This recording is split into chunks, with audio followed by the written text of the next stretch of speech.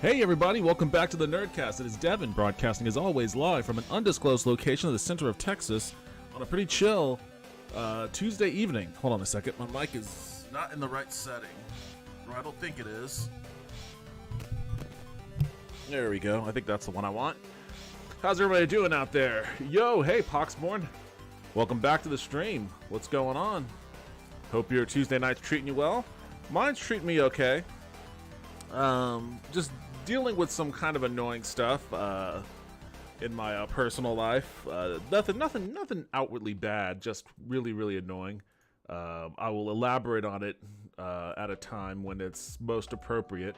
It could be potentially exciting, big news, but for the time being, it's just kind of a hassle. So that's kind of gotten me a little bit worn down today, but still pretty good. I got in the mail. I saw this online and it looked really cool. And it was just a part of lately I've been really jonesing to go back to Japan.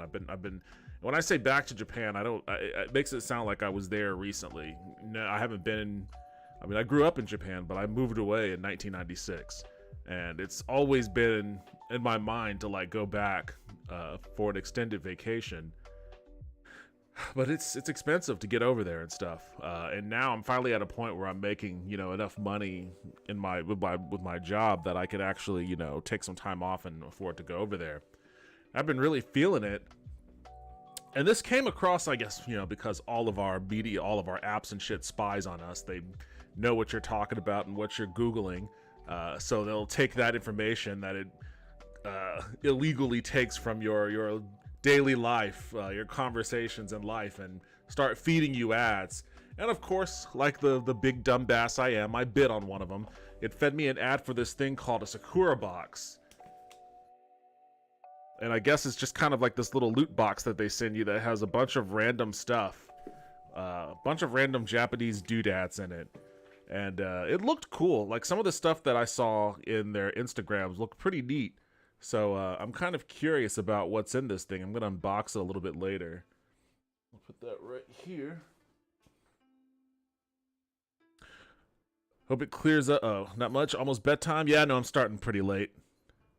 But I also, as a function of some of the stuff that's going on in my personal life, I've found that I've had a lot of space and time to do a deep clean of my fridge. So I did a deep clean of my refrigerator tonight, and then subsequently the kitchen. And then after that, I just ate a giant vat of spaghetti. More spaghetti than any human being should probably ever eat. And then after that, I immediately flopped down on my bed and started watching some One Piece. So late start to the stream today.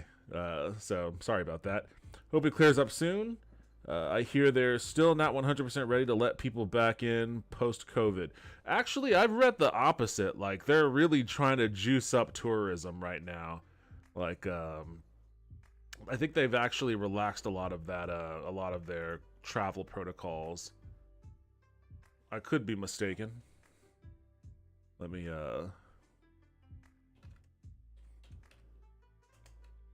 Japan travel restrictions. Individual tourists may visit Japan starting October 11, 2022, subject to vaccine or testing requirements as further described in U.S. Embassy's information. Okay, so you have to be, I guess, vaccinated or tested or something in order to travel there. But I had last read, this is as of October 11th, I last read that they'd even relaxed those requirements.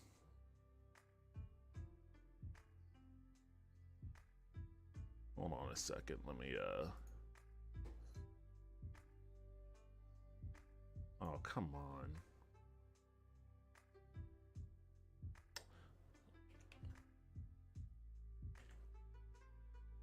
Let me see if this will work. I refuse to pay you money.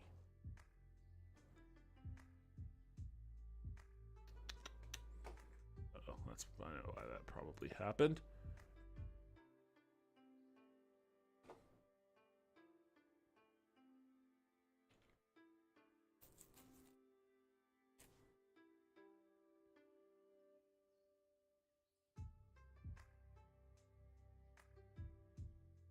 Oh, that very likely isn't going to work.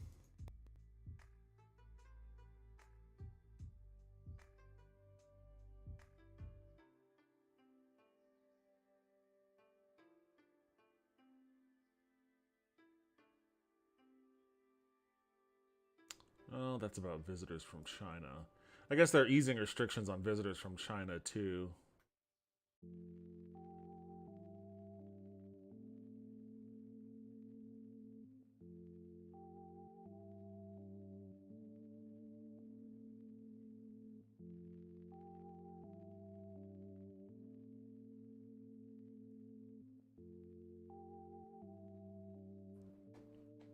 Let me share my desktop here. So, let me see.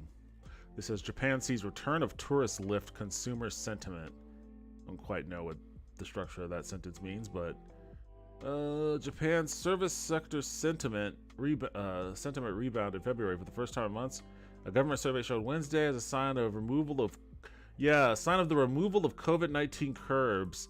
It's giving much needed boost. Okay, so this was okay. This is in reference to the October 11th. So yeah, I guess maybe that's what I was thinking. I thought there was something newer than that, but I guess I was mistaken. But yeah, I guess so long as like you're vaccinated or you're willing to take a test, they'll let you go back into the country. Oh, they must have changed recently. Yeah, so like you can get in there. I mean, now it's still cost prohibitive to go there for certain.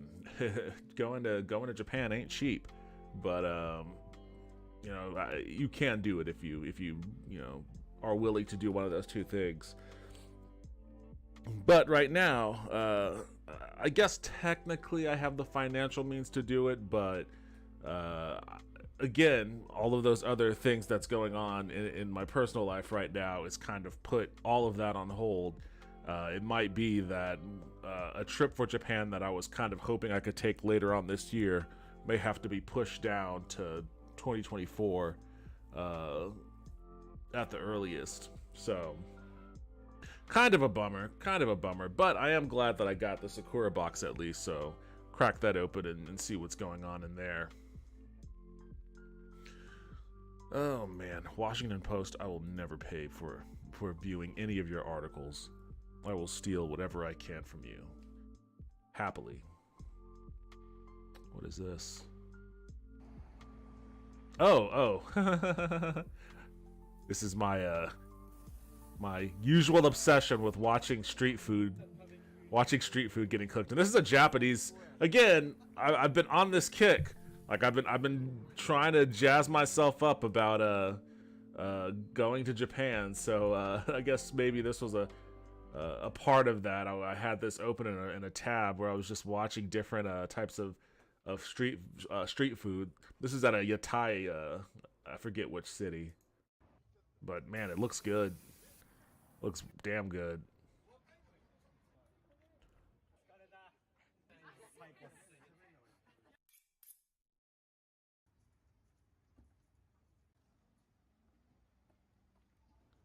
Excited for the prospect. Make some content for us if you go. Oh yeah, for certain. If I've decided like whenever I travel somewhere, I do want to I do want to do more live streaming. In general, just even around Austin and Central Texas, I want to do more live streams, more IRL. I mean, not live streams, more IRL streams.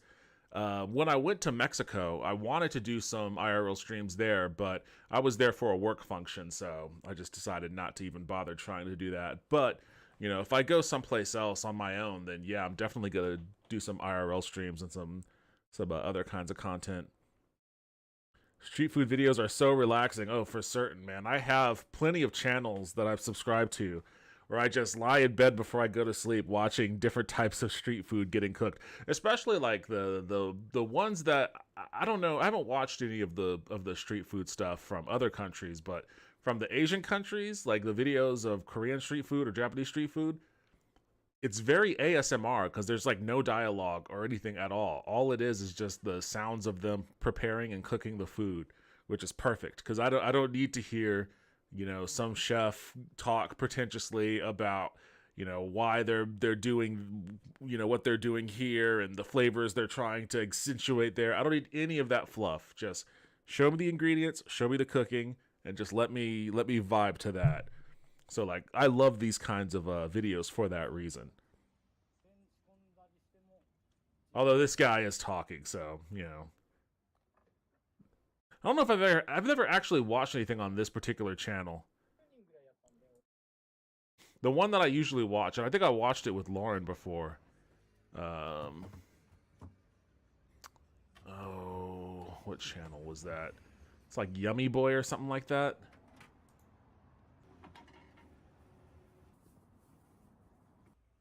Yeah, this guy.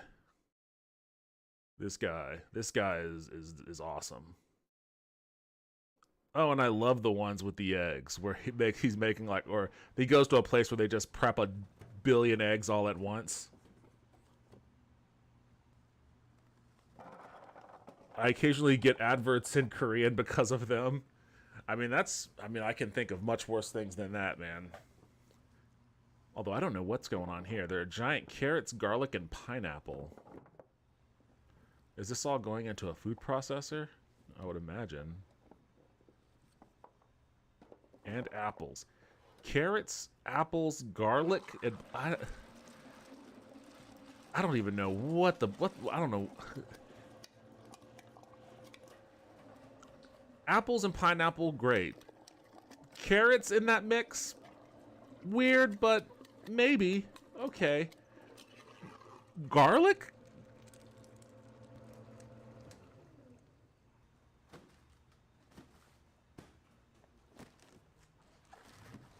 Congratulations, you're now a React streamer. Oh, buddy, I've been a React streamer.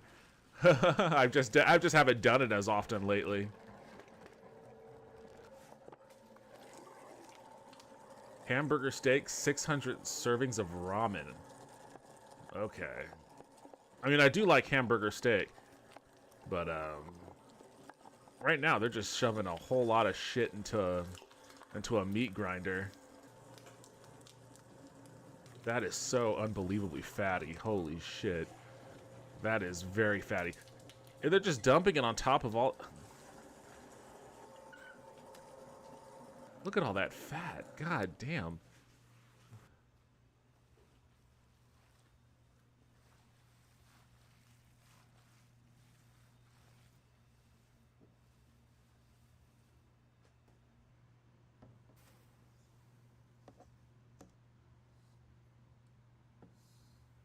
These have to be aromatics for something. This actually makes sense for ramen or fried rice. Fried rice I could see as well, especially like pineapple fried rice. Although I've never... Actually, you know what? I've had a type of teriyaki that used apples to sweeten up the teriyaki. So I guess I could see that. Yeah, I guess I could see that blend. Looks like they're making their sauce now. That looks like that might be mirin. Soy sauce and mirin or something like that. that ain't no 80-20. I don't know what ratios they were doing for that meat, but I'll trust that they know what they're doing. Okay, there you go. That's the rest of the stuff that they had. Okay, I don't know what that is. This is such... Oh my god, look at all those yolks. This is such a crazy amount of... Like, you would have to stir that with a boat oar. I can't even imagine... I can't even process in my mind how you would measure all of that out. Like, my brain does not process... Oh god, it's going all up his arm. How do you not wear, like... long sleeve everything? And they need a whole team to mix it up too. It's like 5 people. They must sell a lot of this shit, man. They must sell a lot of it. They didn't say the name of this place, I don't think. Maybe it's in like the description. No, they never said the name of this place. They don't want it to get popular, I guess. Okay, so they're bagging it up. I wonder if they... Okay, so I guess they'll just freeze it then, maybe. I mean, I imagine they'd have to freeze it.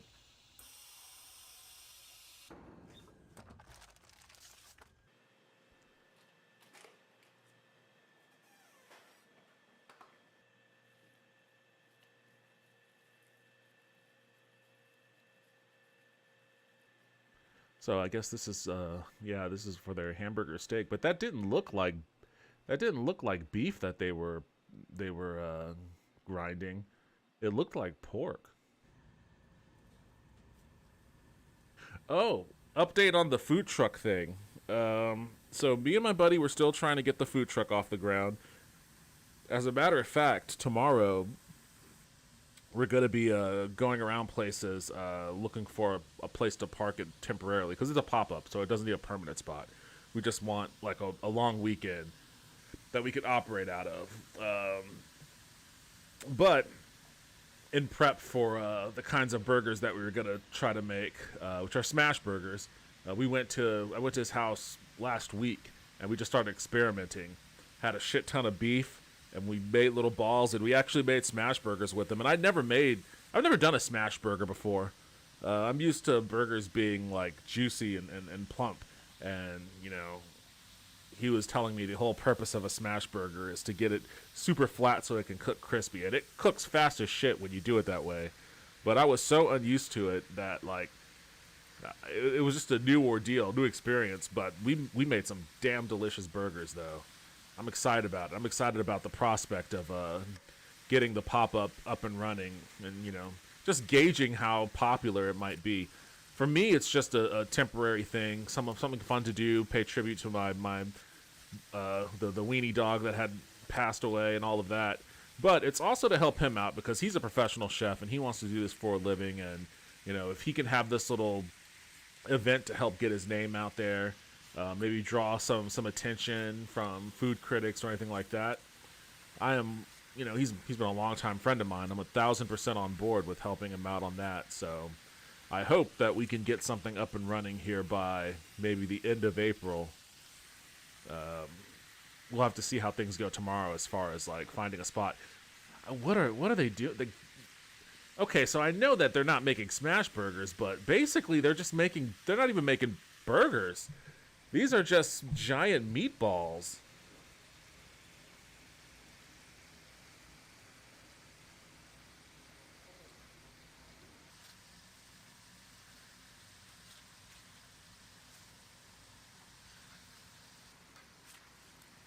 How did I get on this track? Why are we watching this? I don't even know. How did we get on to watching food videos? Those look... I don't know how I feel about these. I mean, they look... Oh, man. Okay, he's hitting the side. That's kind of where a point of concern was for me, because they're so big and round that the sides weren't getting cooked. But he's hitting them with that torch. So, I guess... the torch masks all. Holy shit, he's really fucking torching them too. Alright, that's enough of this. That's enough of this. I can literally watch food videos all day. This thing's a damn hour long too, so hell no, I'm not watching that right now. No idea how the food thing started, but nevertheless. Oh, we ended up that way from talking about Japan. It is my intention to go to Japan at some point. I was hoping by the end of the year. Turns out it might be closer to the end of next year, but we'll see how that goes. Regardless, when I do travel places next, I am going to try to do IRL stuff. Do IRL content.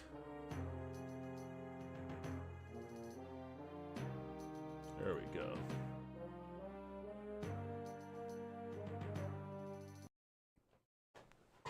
All right. When last I left off, I had effectively gotten kicked out of the Temple of Kynareth. And I am now in the Temple of the Order of the Hour. And I'm trying to work my way up the ranks so that I can, this is a lot of effort just so that I could buy a potion. Imp just died. Okay. All I want to do is buy a potion so I can do the damn Necromancer quest. You weren't doing funny things with that mummy finger, were you? You know what? I have yet to come across the mummy finger quest so far in this playthrough. Yeah, I'm 5 levels in, and not one mummy finger.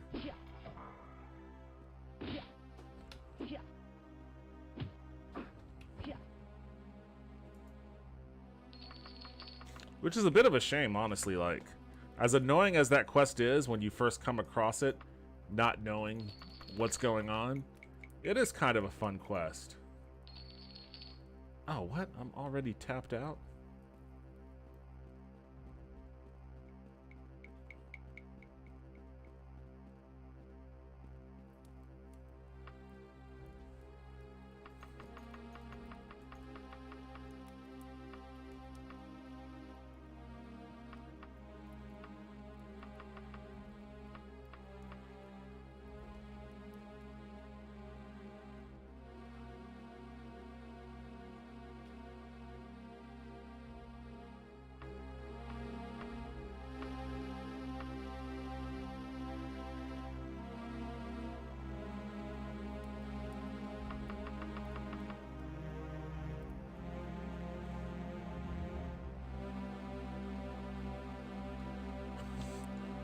Rocking the gold studs today. The gold studs. Oh yeah, the one on his arm, yeah. This is the Dwarven one. Whereas this is just silver, so I really wish I could make all my pieces match, but it's kind of a tough thing to do.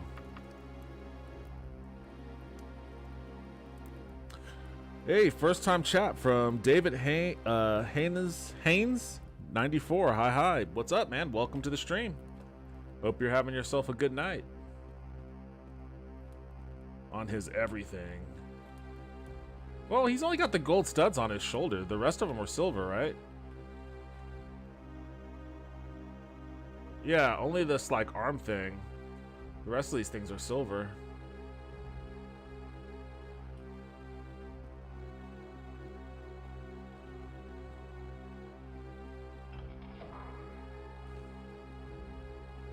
I should just get gold everything. Can you paint your gear in this game? I've never really looked into that.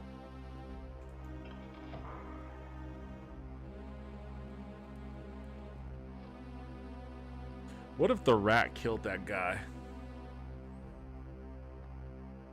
Oh, that was wishful thinking. Oh.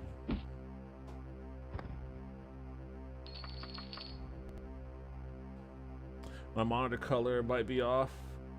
I love watching Daggerfall. I've noticed playing it can be challenging at best. Yeah, this game can go anywhere from being easy to being literally technically impossible. Just depending on your luck.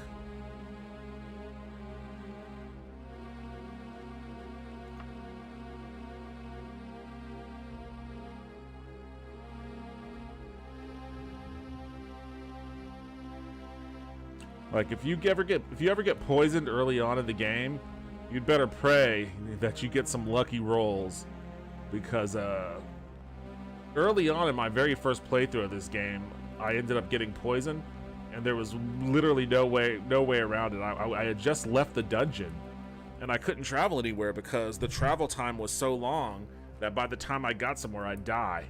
But like I couldn't cure myself. I didn't have any cure spells, and I didn't have any potions. So like my only hope was to get to a town in order to cure myself, but I couldn't because I was constantly dying of being poisoned. So like my playthrough was effectively brought to an end, getting randomly poisoned by a bat in a dungeon.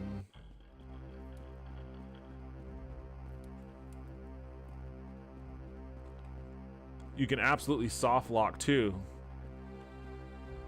Soft lock, like the game freezing up on you? I luckily, knock on wood, and also save my game real quick, I have not had that happen yet. Oh shit, the fuck, what the fuck? This little asshole just came like strutting around the corner towards me.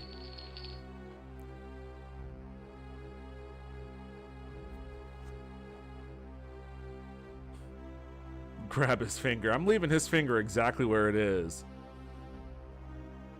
I don't want any fucking part of any more mummy fingers. Oh, he must have been in this room.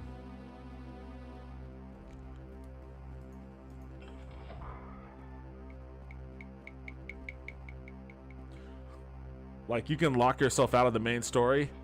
Oh, I see what you mean. I haven't gotten in that state. I don't know what you would have to do, but I believe that you can for certain. There's a lot about this game that's kind of, as great of a game as it is, there's a lot about it that's also kind of like jankily put together.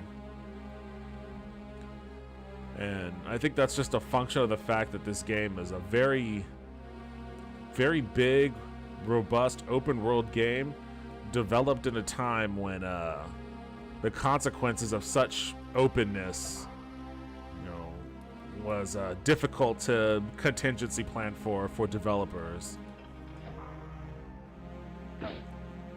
Like, there are still people out there on YouTube, because I follow their channels. There are still people out there that make videos about, you know, all the crazy ass. Oh no, I feel somewhat bad. See, this bitch poisoned me. Look at my health. Oh my god, look at my health. I think I can heal myself though. I think I have that spell.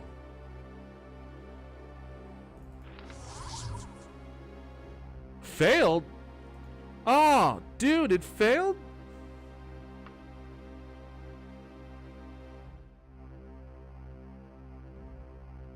This potion better fucking work. Okay, the potion worked. That was the one cure poison I had, so... Holy shit. That was the one cure That was the one cure poison potion that I had in my inventory. Which means that if I hadn't had that, the very situation that I described to you would have occurred. My cure poison spell didn't work for some reason, which means that I would have had to... Oh! Get over here. Oh, how'd I miss him? Damn, these motherfuckers came out to play today. Alright, I'm still healthy. Whew, yeah, if I hadn't had that potion on me, things would be a lot bleaker right now.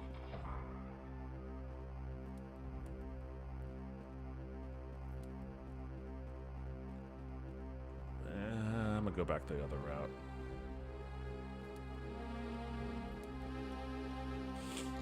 Shit, this game, make sure you know you're not a hero, you're just some guy. Yeah, seriously.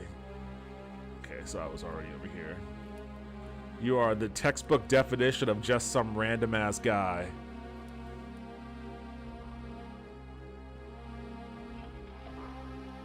Oh. Oops.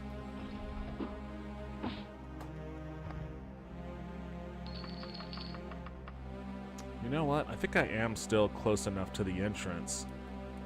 If I can remember.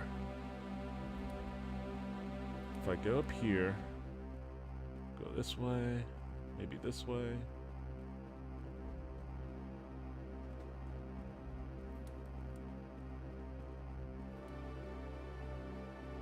There we go.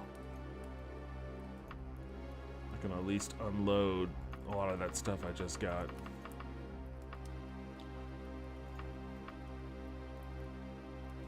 I can also see if I have another cure poison on my wagon. Which it doesn't look like I do, unfortunately.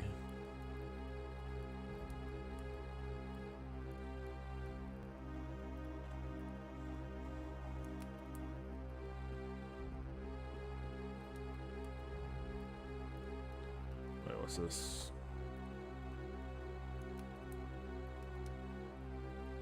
Skyrim cry all the way to bed. Well, it's been nice catching you, but I've got to work. Got work tomorrow. Have a good one, Devin. Hey, thanks for stopping by as always, man. Enjoy the rest of your night and have a good day at work tomorrow.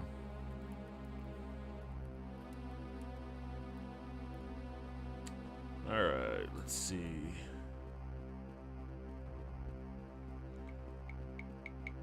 Hopefully I don't come across anything else that's going to poison me. Now I'm very paranoid about my cure poison spell. I didn't know it could fail. That's the first time that spell has failed on me. Oh, jeez. I can't let these guys hit me. I can't let them hit me because they'll... Oh!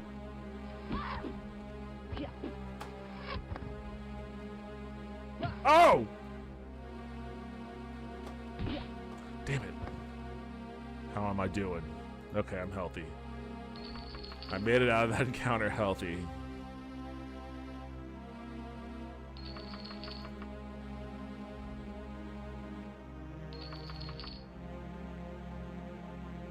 Oops, really? Am I already?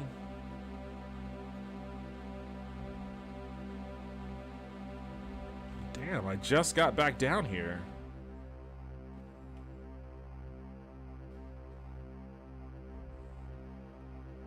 So spells can fail like Morrowind. Apparently so. Again, that was the first time that spell's ever failed on me.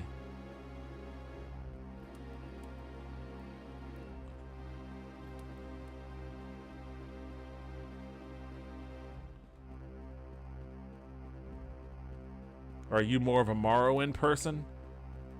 You would be very popular amongst the ranks of this community.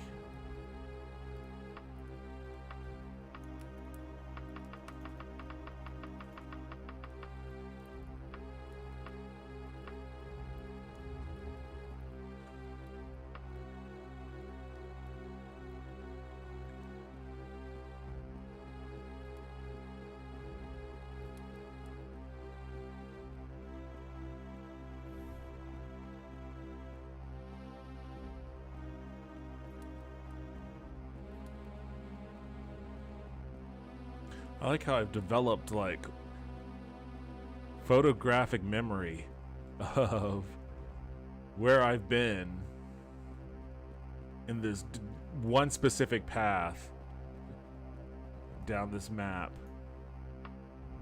All just to get that one piece of armor.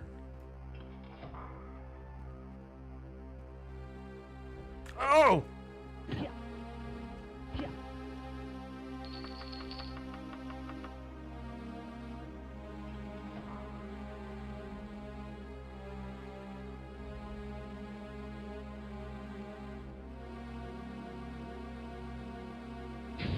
Oh, shit.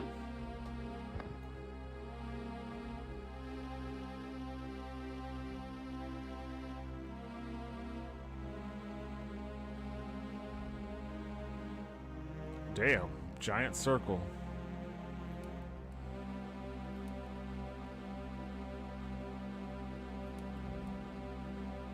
What am I even doing in here?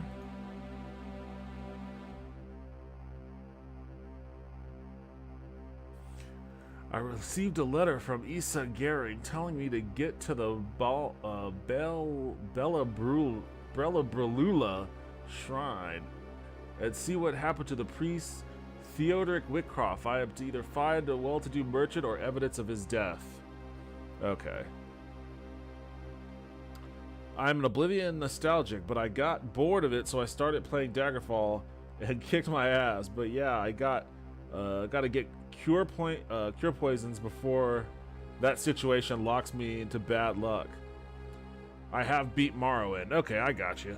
I've been doing playthroughs of all the Elder Scrolls games, and I've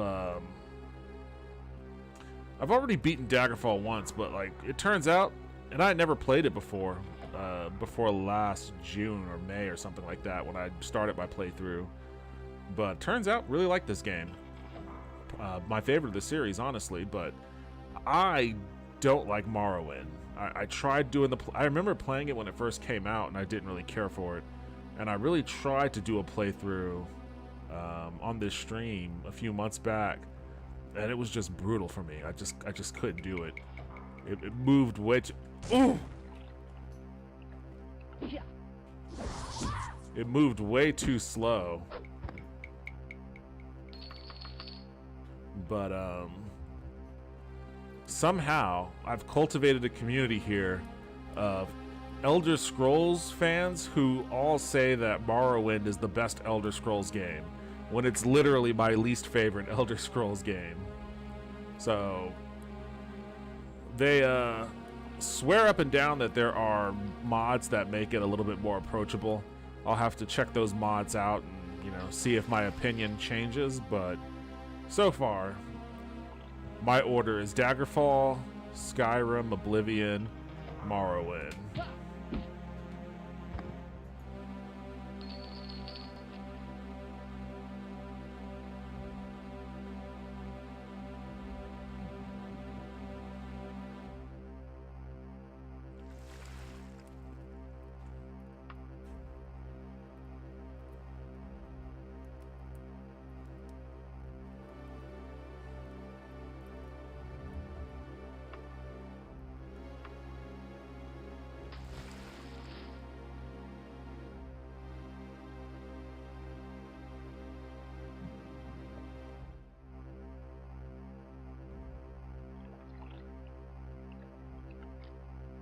I do have some water breathing potions too, so I won't need them. Looks like the end is right here. Well, maybe. I don't know. There we go.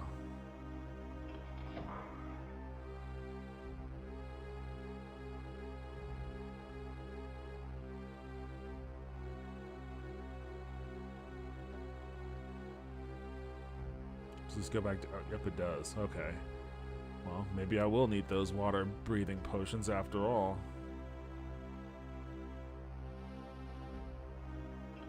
Oh.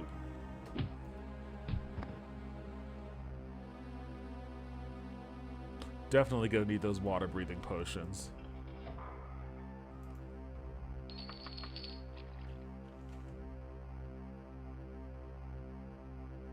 I'll save it. Save it. Oh!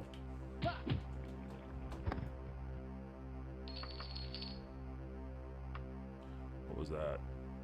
Oh, a cure poison. Awesome. Awesome. Ev McMunn. Hello. Hey, welcome to the stream. First time chat. How you doing? Hope your night is treating you well. Best game is debatable. Morrowind is a fantastic game, but to say it is better than Daggerfall is a bit of a stretch. However, yes, Morrowind has some absolutely amazing mods. Everything I've heard about it from people that love it, they tell me that like the mods make it so much more better, even from people who already love the game. So I'm gonna try it. I will try the mods.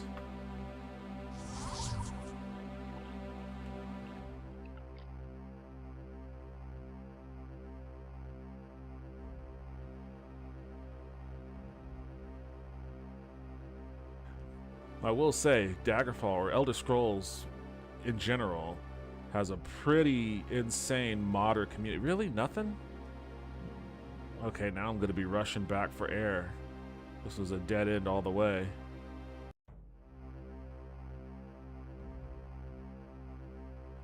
But yeah, there's a pretty insane modder community. What I am waiting for, the mod that I want to see in any of these games, whether it's, oh no. Okay, good. Whew.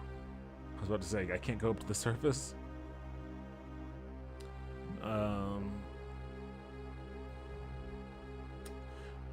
There's a mod. It doesn't work for me. There's a mod for game Mountain Blade.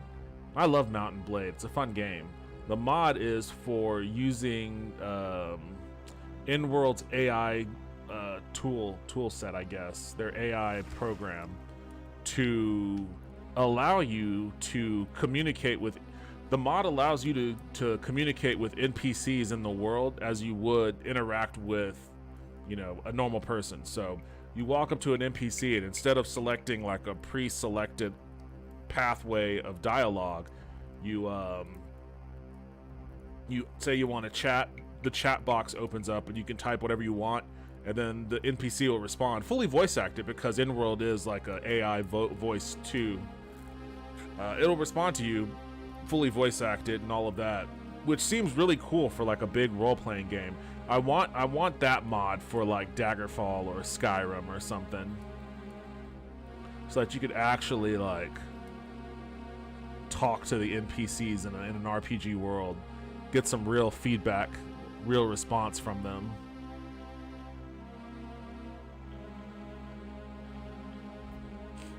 Yeah, lots of mods for Daggerfall. I've got a few on here. Some of them are turned off. I tried doing the role-playing game mod, and the I knew this was a suspicious wall. There it is. There's that finger. Pick up a scrap of flesh, carefully, even ritualistically stripped. Ritualistically stripped from a well-to-do merchant's finger. This was once the finger of Theodoric Wickcroft.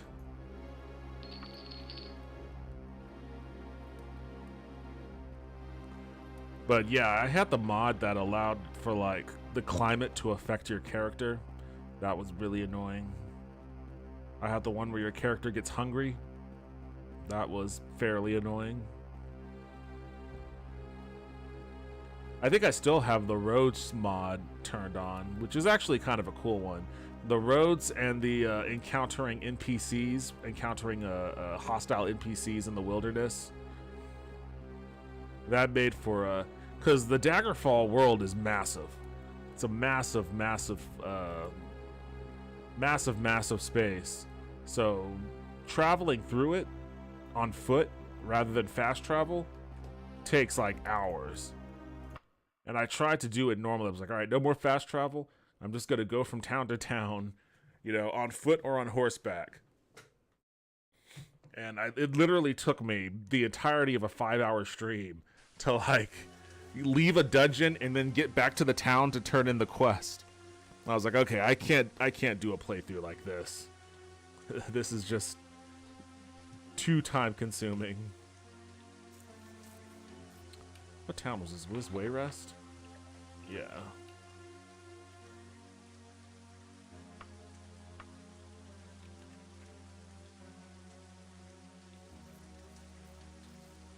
Oh yeah, oh nice. Yeah, I like the idea of survival, but it does tend to get in the way. It was just too... It was too much. Like, if it rained, then it was like, oh, your character's wet. He's catching a cold. Then your stamina will go down quickly. Or if it was hot, it would be like, oh, your character's hot. He's getting a heat stroke. And then, like, his stamina or his magic or something will go down quickly. It was just too much to deal with. It was way too much to deal with.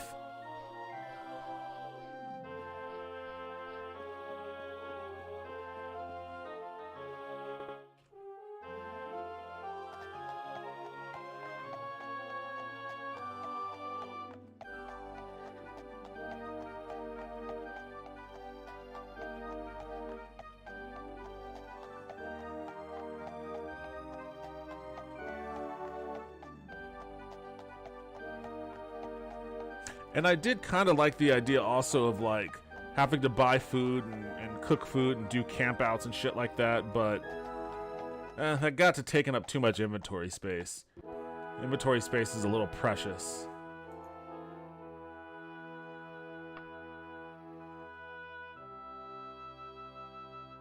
Does this mean I could buy potions now? Damn it.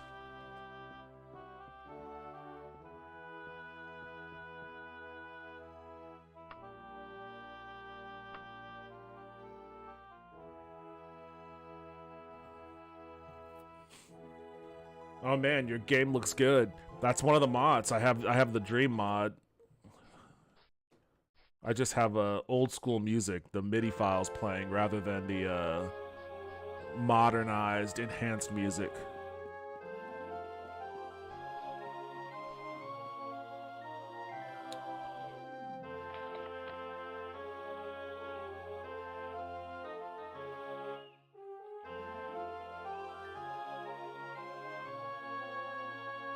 Gone to Stereo Hum and the Beaver and the Giant. I feel like I've been there.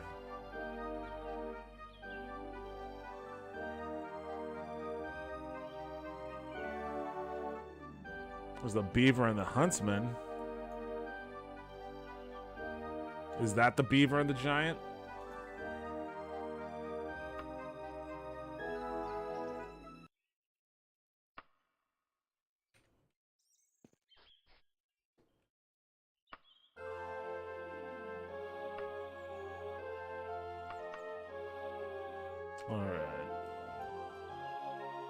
Oh, it's up there. Okay.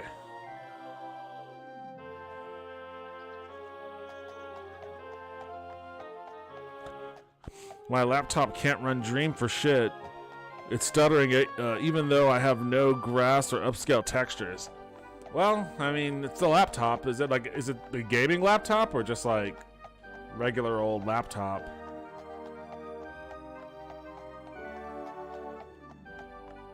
It's so weird. I put so much effort and money into building this computer, and the one game that I play on it more than anything else is like a game from, granted it's an upscaled version of it, but it's a game from 1996 or 97 or whenever this came out.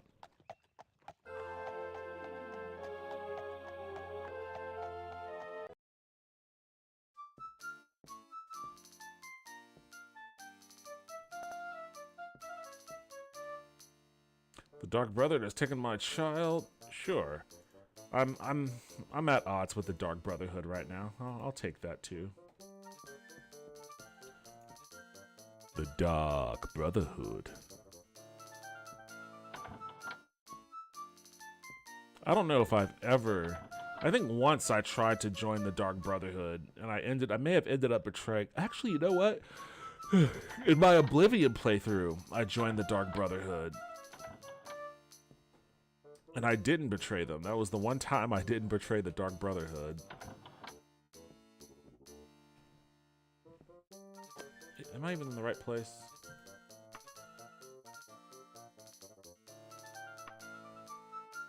I'm not even in the right place.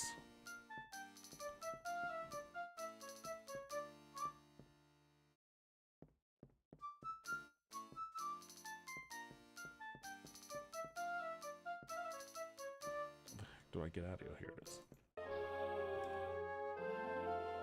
Oh, it's right on top of this place.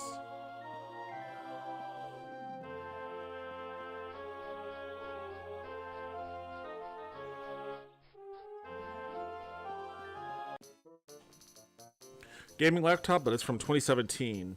Rough. This game allows you to really do whatever you want. For the most part, yeah. I mean, within limits, it's still pretty limited by the era it was developed in, but considering the fact that it was developed in, like, the late 90s, it is still very impressive.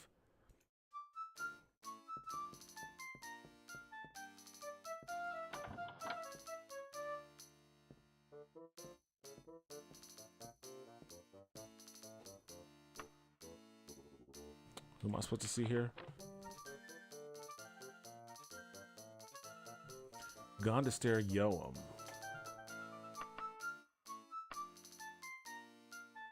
Okay, so then I could search the rooms here.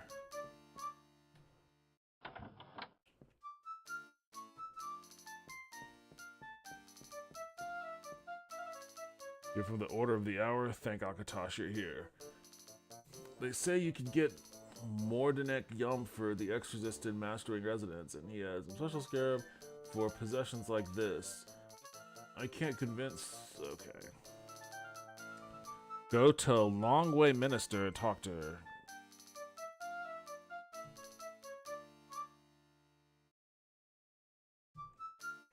Okay.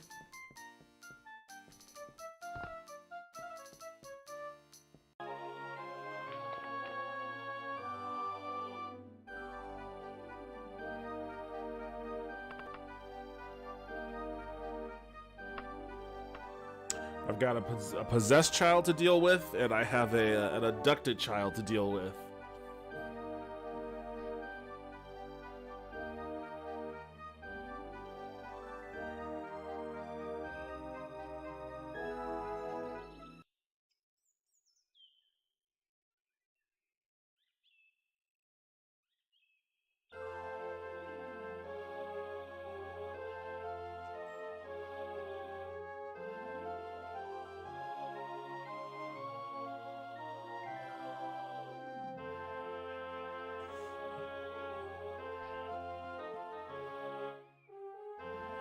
All in a day's work. People in this country ask way too much of me. I've got the Emperor sending me on random ass quests. I'm doing Exorcist. I'm doing child abduction resolutions. I'm ransoming people. I'm assassinating people. Who am I looking for?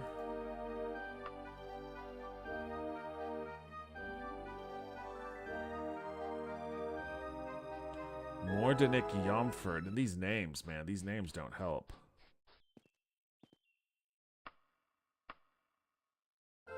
Northeast. I'm just gonna keep pestering you until you put it on the map. There you go. Thank you. Master Wing residence. Ah, of course. Furthest northeast house.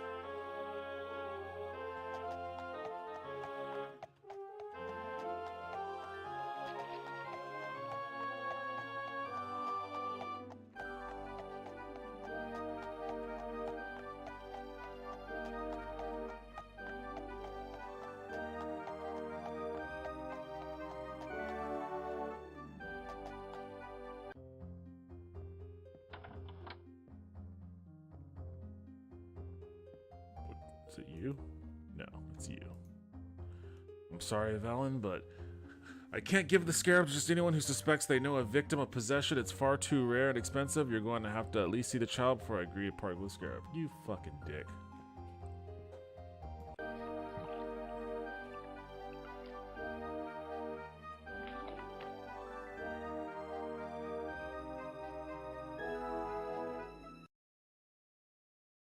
Greenston residence.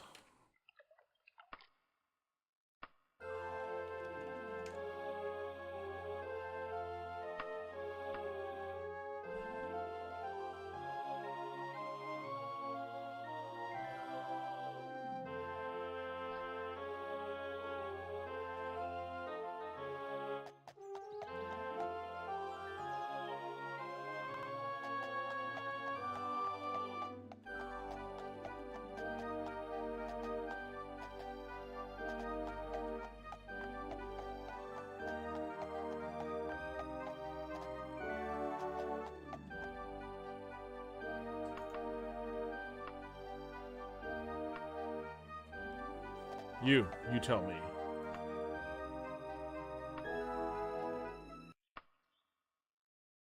Freaking, you don't have to get racist about it.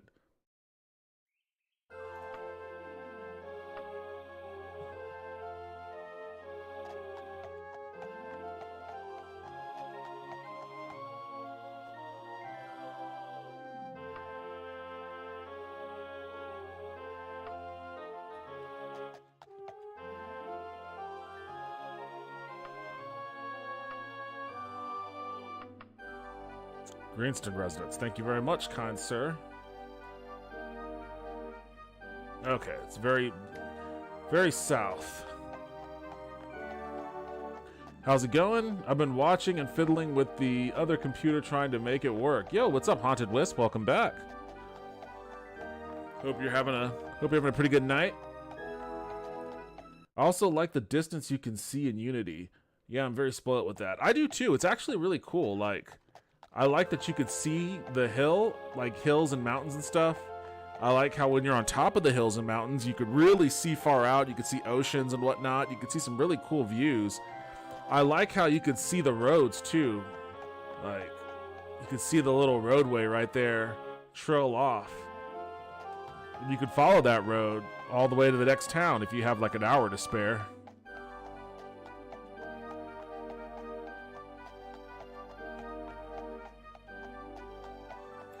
Like, I don't know of any other game that's as massive as this one, as far as like landmass is concerned.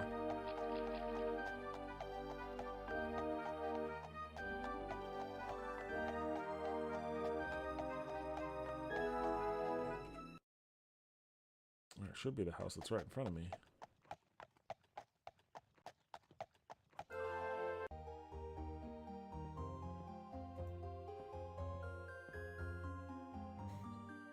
Rotting in oblivion, blah blah blah. Demabrinks. Demabrinks. Alright, well, now I know.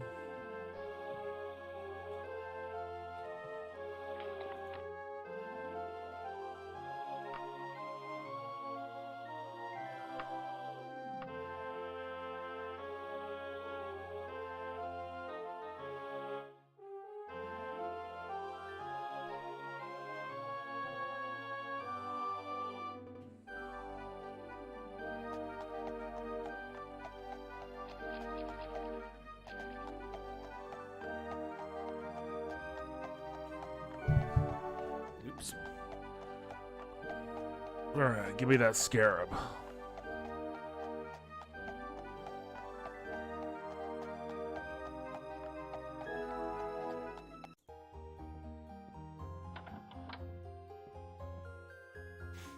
Demmer Brinks? Carolissa Woodford did mention the name Demmer Brinks. Well, if this possession is a sham, it is at least a well-researched one. Here's the scarab. Just hold it with you next to the when you next speak with a child. Beware, the Daedra Carolissa Woodford mentioned is the Daedroth of great power. Aren't they all? Aren't they all?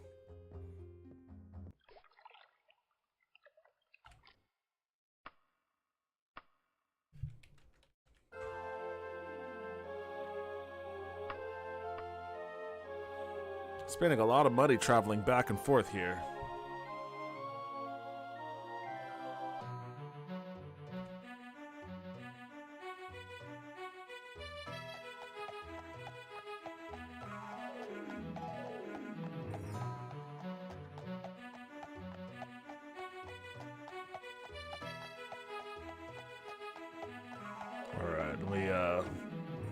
You never know which way these Daedroth fights are going to go, so let me go ahead and save now.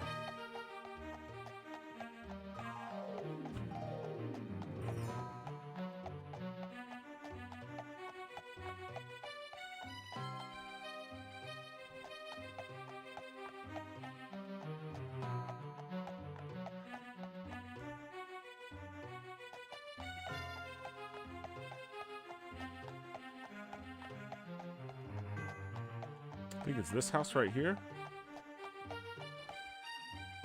Yeah.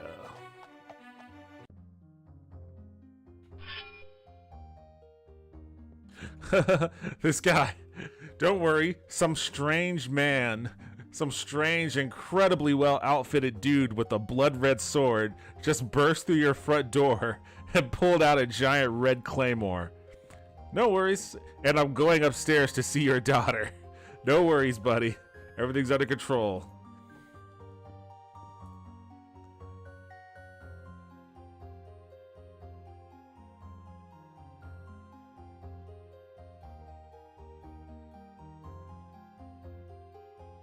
Did I do something incorrectly? Because I feel like this is how the quest breaks.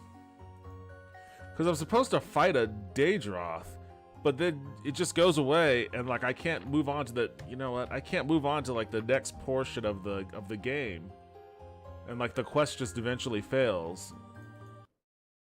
I feel like I must have done something out of order, or I must have missed a step. Let me I did that. I talked to them at the Beaver and Giant. I talked to them to get the scarab, and you know they didn't want to give it to me. So I talked to the child. The child mentioned this. I went back. I got the scarab. I did everything. So I guess this quest is just gonna break on me. Then there's nothing I could do about it.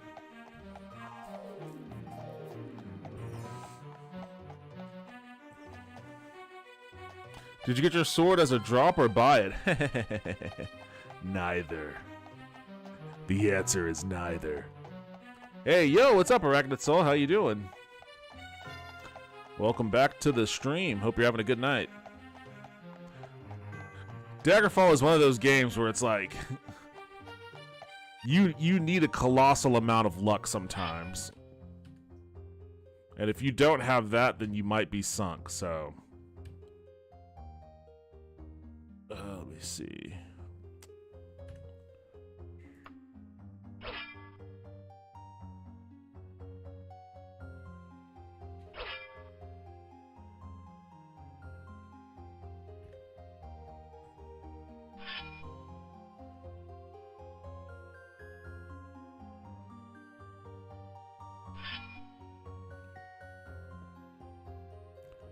Yep, I guess this quest is just gonna break.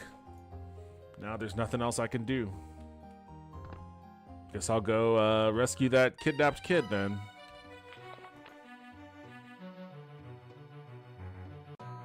Maybe I'll go see. Maybe I could turn the quest in at the temple.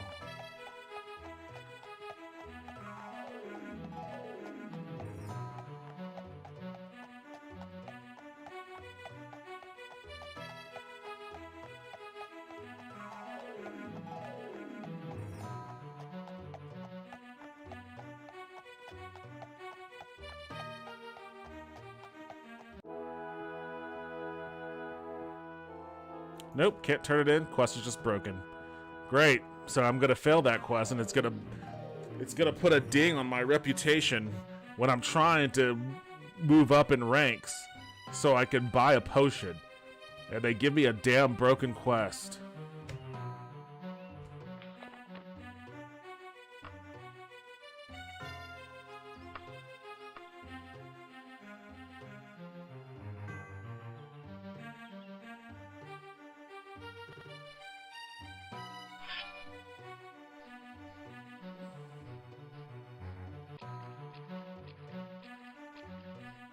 This is very atmospheric here.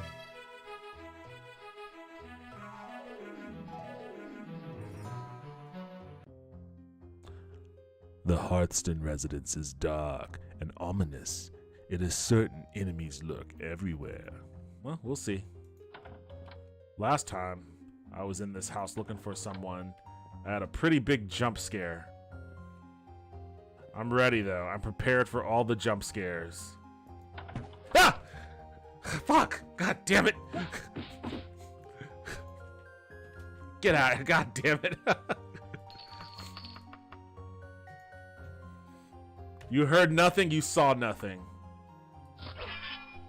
Oh no, remove.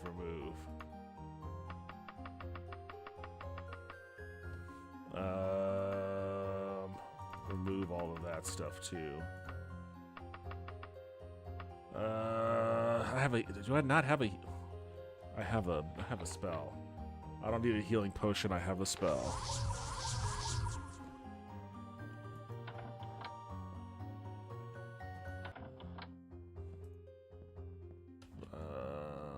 Oh no! I feel bad. Damn it! They poisoned me again. Did I put that cure poison in the wagon? I know I had picked one up.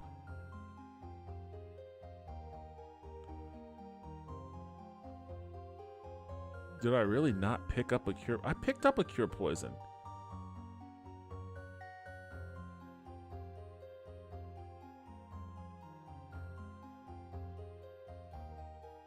I know for certain I picked up a cure poison.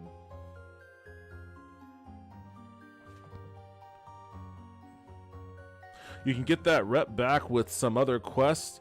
I have had to do that before. Yeah, I know. It's just annoying because it's just a setback. I used the mod temple cells cure poisons. Wait, what mod? What mod for that? Sometimes this game can be a horror game. It can be a horror game quite a bit, honestly. Yeah, it's the jump scares. It's the jump scared me a number of times. Yeah, even when I'm prepared for it, it still catches me off guard. Maybe talk to the father first. Maybe he's the Daedroth. I don't think that's ever been. I mean, maybe, but I don't think it's ever been that way in any of those quests before. Wisp.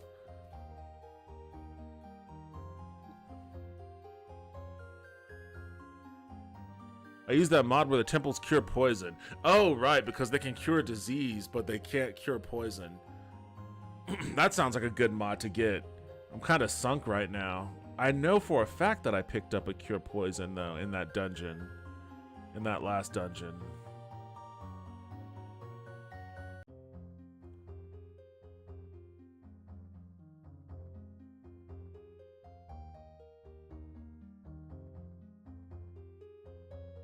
I don't know where it went.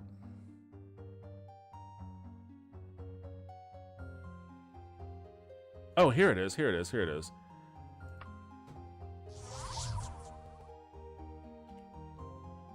Okay.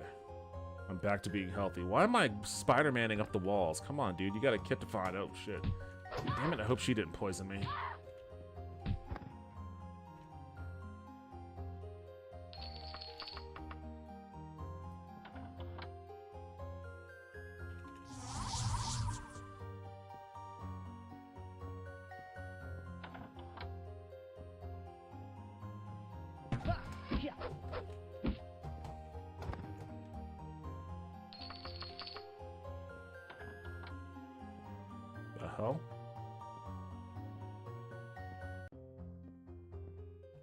Where's this damn guy? What are you doing just sitting here in the middle of the room like you're fucking observing everything? Come on, you little asshole. Look at her smirk in that picture. She's smirking like she's the one that organized her kidnapping.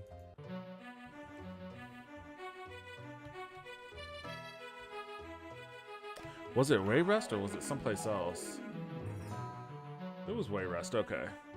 No, wait, that's Possessed Child.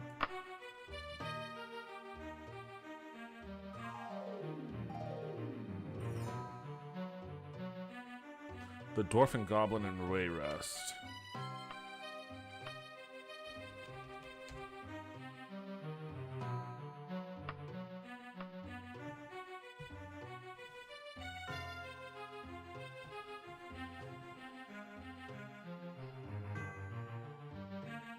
Oops.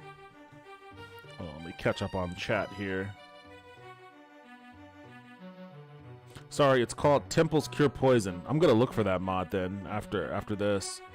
I always just make spells for poisons, disease, and paralysis. My Cure Poison spell failed though. When I was in that dungeon, I cast it, it failed, and then it took all of my magic points. So I need something a little bit more reliable than that spell. Looks like the Bernie endorsed guy is about to win the Chicago mayor's race. Some outlets saying he's won, others saying he's projected to win. Yeah, I forget the guy's name. Brandon something or other. Many cops have already said they plan to quit the police force.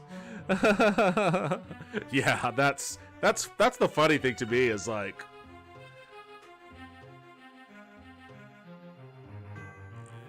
it's like, why be a cop then? Like, a lot of people who join the police force are like, we want to serve our community, we want to blah blah blah blah blah, but it's like, okay, so guy gets elected mayor and now all of a sudden that changes, you don't want to serve your community?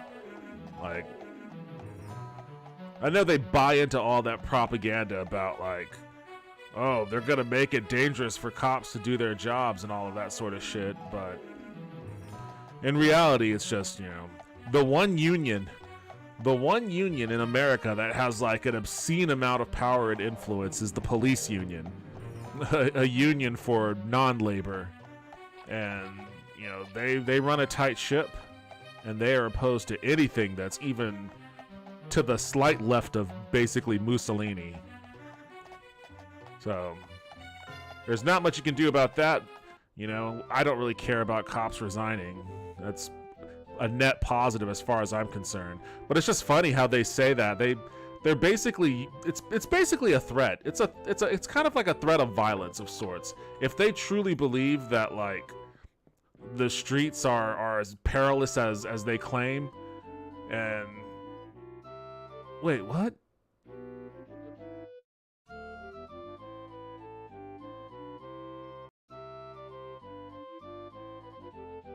You're probably looking for that guard, Gonister Yohem, who slipped out of here after boasting about stealing some kind of scarab from the Order of the Hour. If you have 50 gold pieces to spare a friend, I could let you know where Gonister Yohem went. What? Wait a second, what? He stole the scarab? How? I gave the scarab to the girl. You'll find that guard over in the Gerhardt residence. Words cannot express how confused I am right now about this quest. That wasn't even the reason I came to this tavern. There's somebody else I need to speak to. But wait a second. Okay, I'm really hold on. One thing at a time. I got to get this little girl out of my inventory. I've got some small smirking child in my backpack, and I don't know where to unload this thing.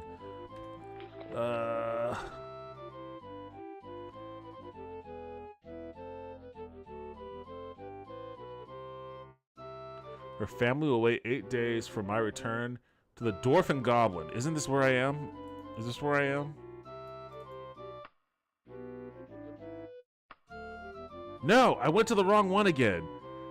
Well, I mean, I guess it's a good thing I went to the wrong one because My I went to the Beaver and Giant, the Dwarf and Goblin. My high elf battle mage is a doofus. Every bit the doofus that I am. He is a real bumbling idiot. Is this the person?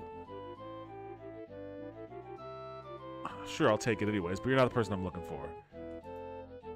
Here you are. Okay, okay, now what are we doing about this other one?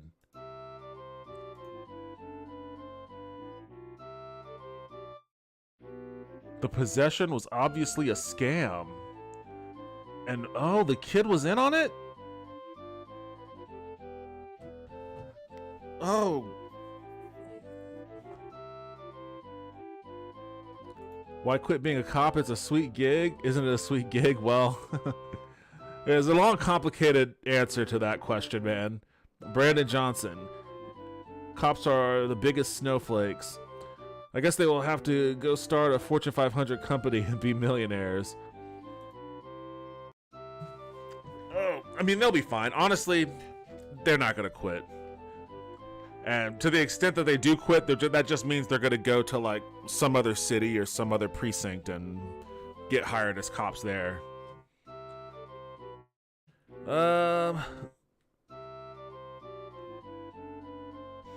He's up 1,500 votes or so, or 15,000 votes or so.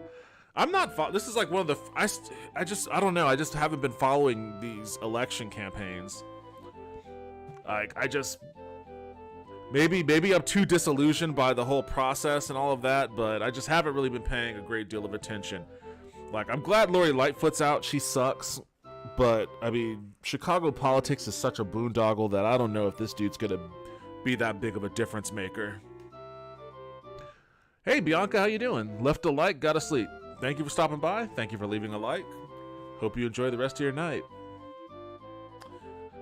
Okay, so this kid was in on a scam. They scammed us out of a scarab. I guess it was a well-researched hoax, the way that dude said. Okay, so I have to go to a blonde strumpet. A blonde strumpet. Okay. Gerhardt residence. I'm coming for you, motherfucker. I'm in full Luffy mode now. Where's the Gerhardt residence?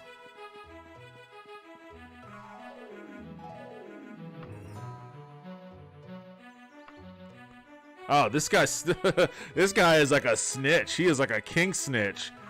Asked him one time and he pointed right on the map. Thank you, sir. I won't let him know where I learned this information from. Oh, it's right beneath me. It's right across the street. Is it this spot? No, it's... Oh, God, that freaks me out. Stop looking at me. Okay, it's this house right here. Is this the Gerhardt? I'm coming for you, bitch. You better be ready for this.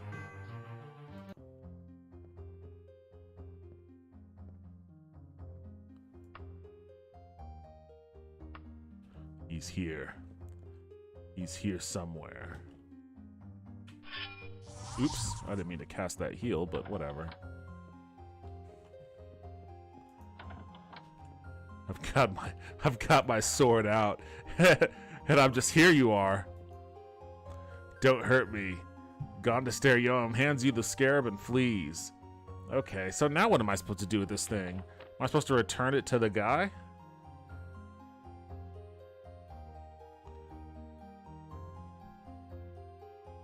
I guess I'll just go to the temple. I was hoping he would put up a fight. Should have punched him. Guess I'll just return it to the temple. That's a new one to me. I haven't seen that before.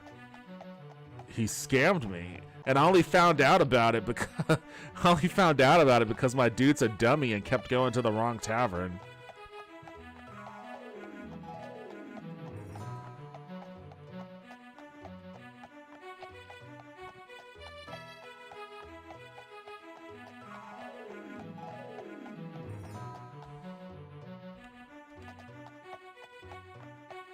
Well, I just hope this doesn't fail my quest. I don't know why it would. I unearthed the scam, but I just need for my oh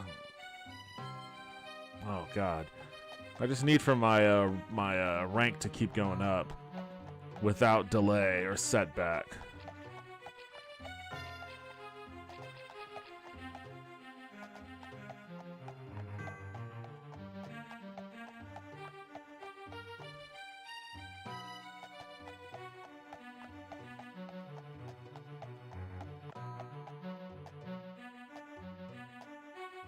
This horse has some crazy hops.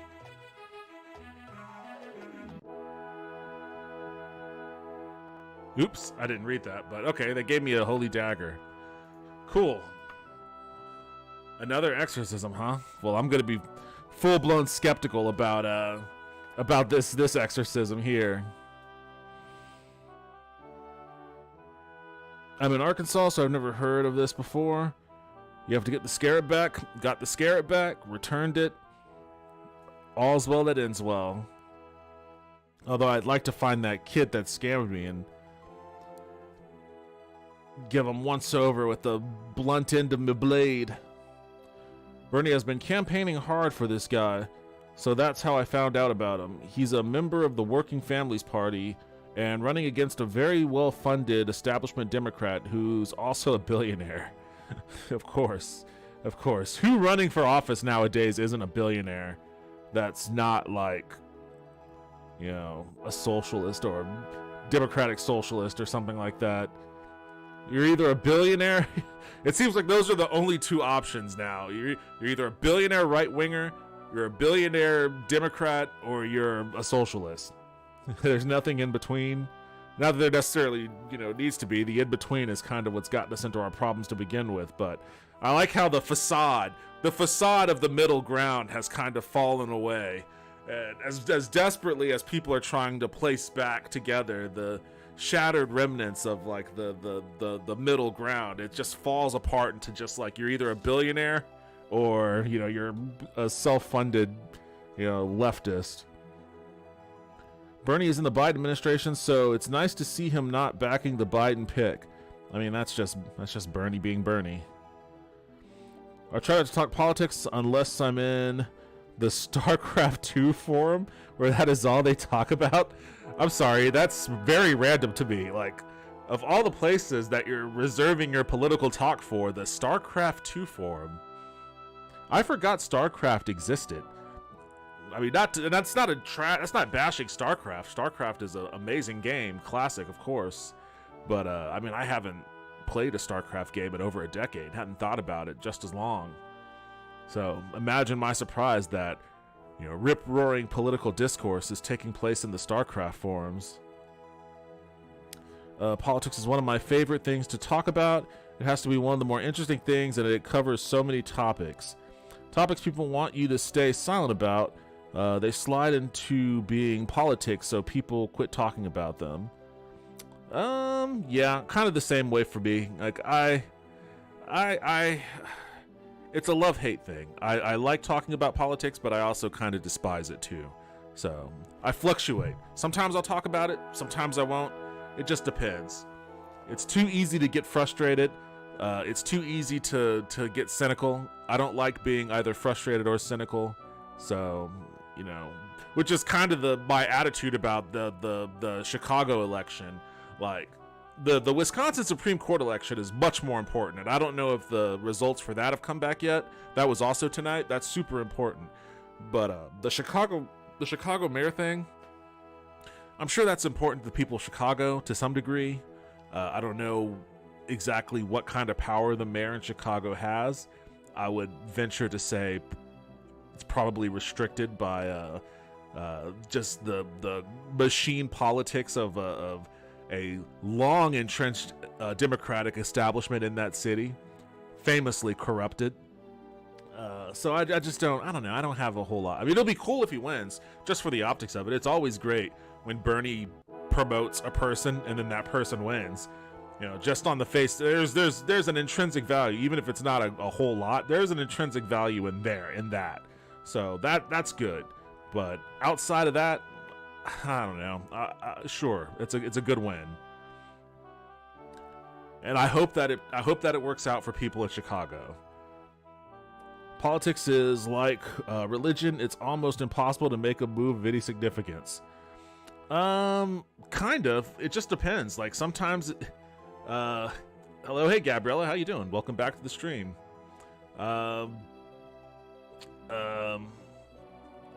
What is the quote? I think it's like a quote from Lenin.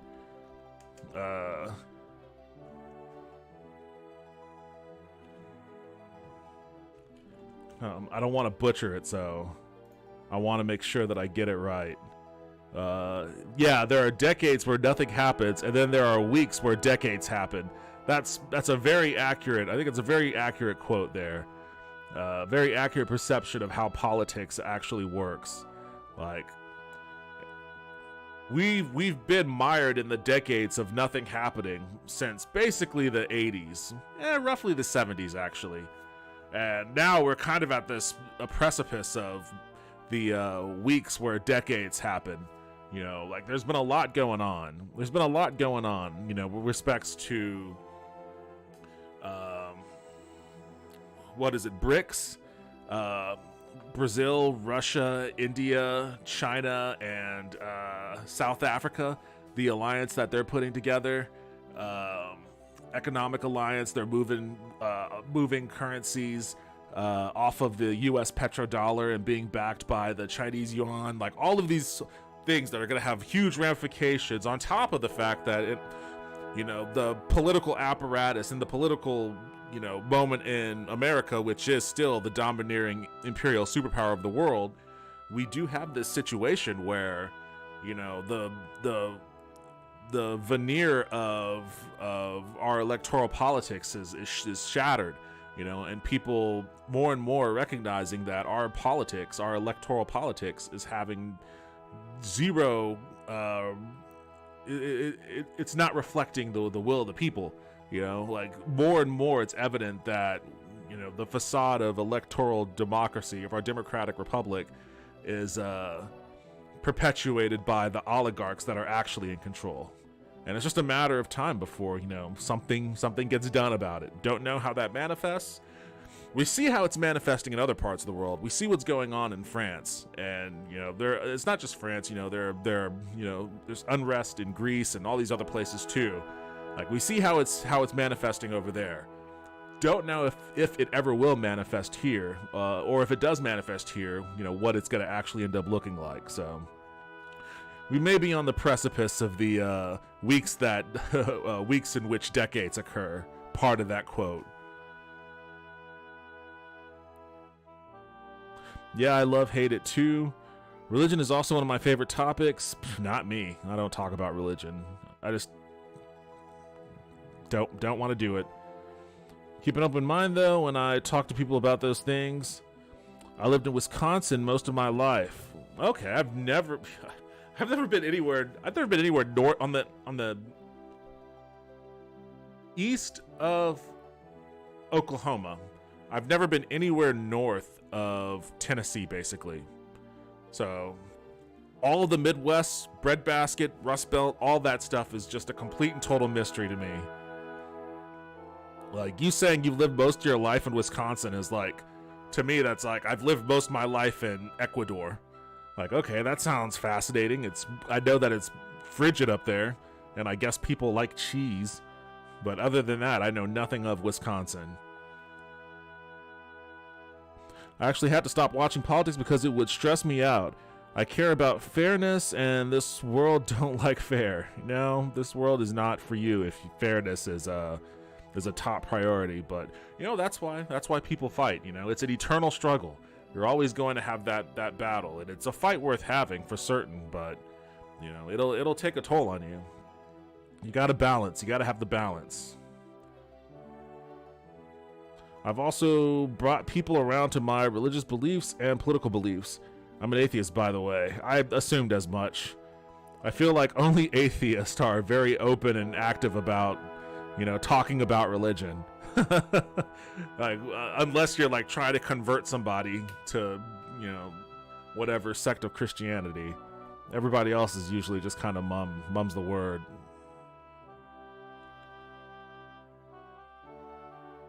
I think about the fast shift in the country to now support unions. Also saw a massive jump in people who want a single-payer health care system. Yeah, I mean, the union thing is a big plus, but we're still like decades behind where we should be if we actually wanted unions to have the kind of political power that they need to have to make a difference.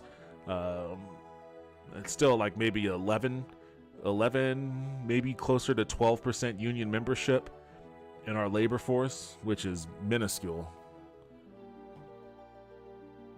It's the same alliance they had in the Cold War. The Iraqi invasion was, in my mind, partly due to trying to set up an alternative to the petrodollar. I don't know what you mean by that. I don't think like the America's involvement in the Iraq war. I think it's the opposite.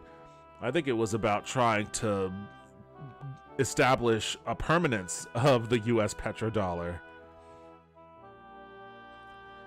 The U.S. will get Venezuela into BRICS too with the sanctions and not recognizing their elections. Probably, but then that'll mess up their acronym. BRICS is catchy. I don't know what you do with that V in that acronym. That might be the one thing keeping Venezuela out. The one thing I am most interested in now is Ukraine beating back Putin. The clock is ticking on that one, man. Honestly, like, that's a tough one. Ukraine has only done as well as they have because of America funding, and Russia knows this, so they're just gonna try to starve him out and hope. They're gonna do everything they can, like them, Russia, China, anyone else who would have an alliance with Russia. They're gonna do everything they can to try to influence the American election so that people who are opposed to funding the Ukrainians in their effort lose and are replaced by people who will cut off that funding. And then the second American funding is cut off, it's just seconds before, Russia ends up, getting their way. I don't know what happens. I guess if the alternative happens, if the people who support Ukraine in America will retain their power and continue to retain the ability to fund the Ukrainian war effort, perhaps that will force Russia to come to the negotiating table. We should be trying to force them to the negotiating table anyways, but, military-industrial complex, of course. They want their money, so we're going to take the long route to get there, and it's probably going to be after the 2024 election before we get to that point one way or another. But they can wait Ukraine out on this one, even though they are taking a beating in the process. I feel like Russia can't lose that situation. I can't imagine the solution doesn't end up being a diplomatic one where Ukraine gives up some land. I don't like Putin, but I can't imagine another outcome. I mean, they're gonna lose some land. That's a bygone conclusion at this point. It's just a matter of how much. Well, as it is now, even if Ukraine wins, they still lose. Yeah, there's no winning being invaded and having those kind of casualties. All it is just minimizing your losses as best you can. I'm not sure how even Ukraine would define winning for themselves. Again, at this point, minimizing their losses as best they can. I mean, ultimately winning for them would also include being accepted into NATO, but that's not going to happen.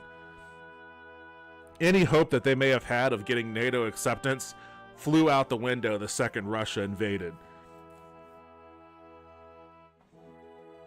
The main reason the U.S. is funding Ukraine is because the war profiteers need a new way to make money now that we left Afghanistan. Reason the U.S. doesn't want diplomacy. They want to fan profitable flames. Yeah, military-industrial complex. That's a big part of it. I don't think it's the only part of it, but, it is a big part of it. Russia will not give up Crimea because it's their only warm water port. Yeah, yeah. Saddam Hussein tried to set up an alternative to it. Maybe. I think he did, but I don't think he was in any kind of position to actually have that alternative be a threat to the U.S. petrodollar. Even with Iraq's oil reserves.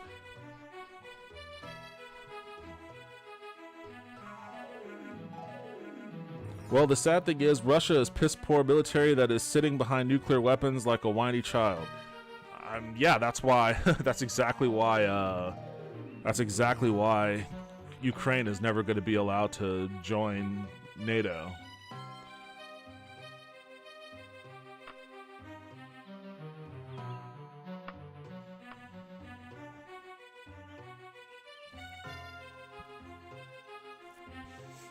That's what you do with those nukes, though. That's the point. Also, the quality of the military is based on money mostly. What am I doing here? Gave me a falsified letter. I have to sneak into the Howling Fawn or replace the letter. Okay, what letter do I have? Oops.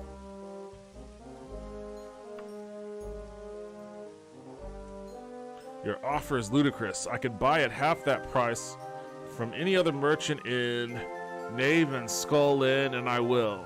Okay. Something about an offer. I'm guessing it's this place?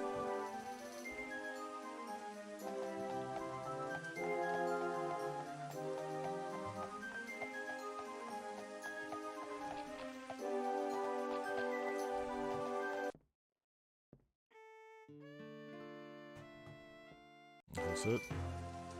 Nope, not this place.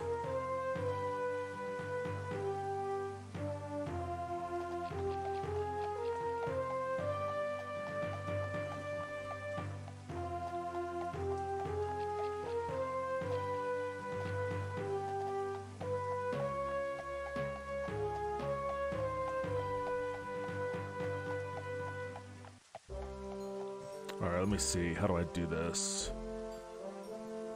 Rusty Goblin, Howling Fawn, Thirsty Woodchuck. What? Really? Oh, it must be that place then.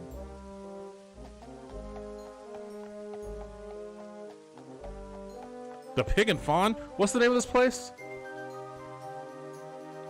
Howling Fawn. Okay, okay. I completely I thought it was a different place. That's this joint right here, right?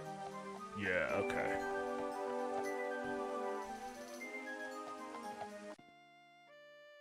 The tavern looks like any other. However, for you, it is a place where stealth counts more than strength. Now find out where the courier has left the letter.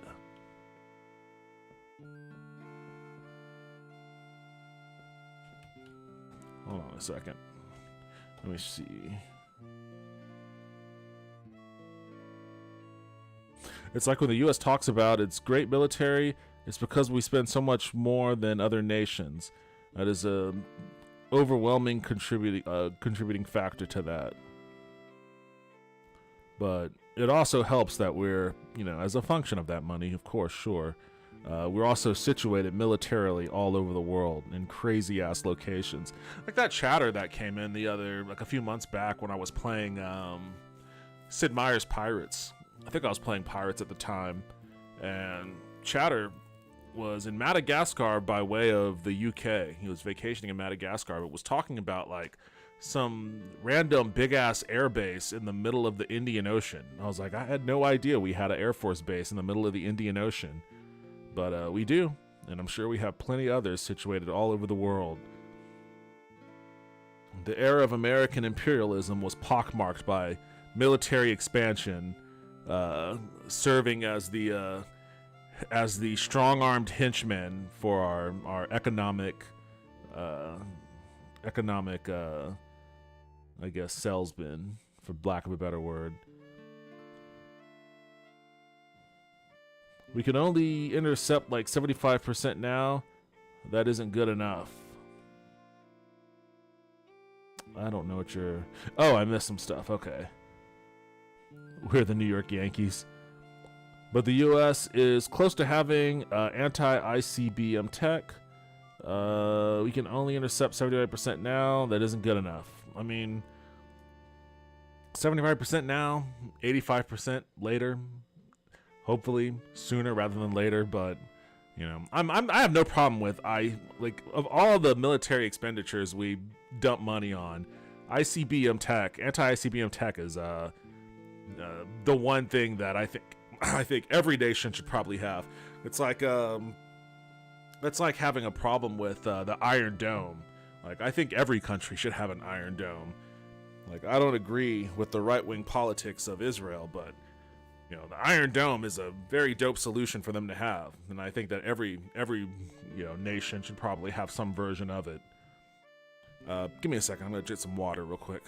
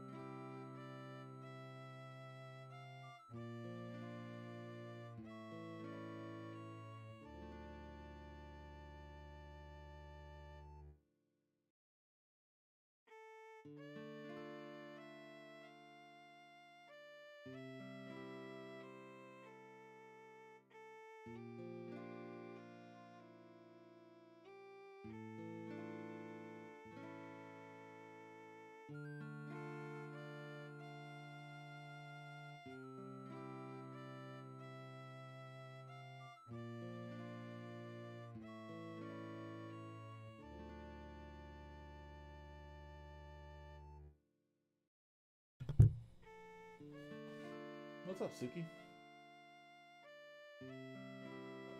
You want to say hi? Is it that time of the night for your appearance?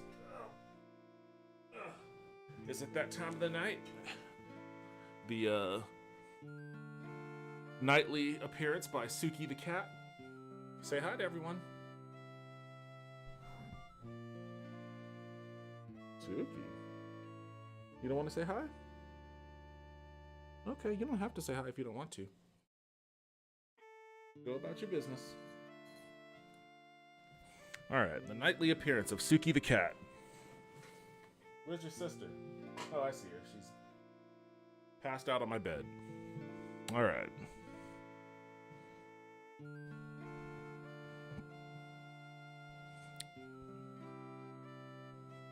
Hello, little kitty. That's Suki. She is 1 month past a year old. She is an adorable little cat. What's with the weird looking armor anyways? What's weird looking about it? I think it looks dope.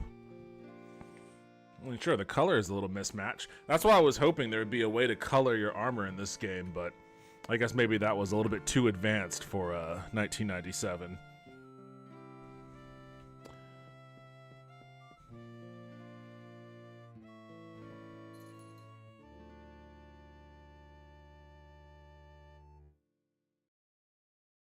We have a crap army for how much we pay. We haven't won a war since World War II. I mean, that's that's not quite so much the fault of our army on that one.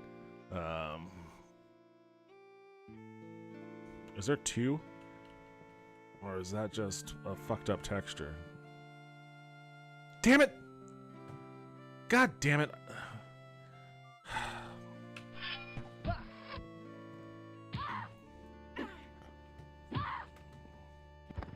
That sucks. I should have saved.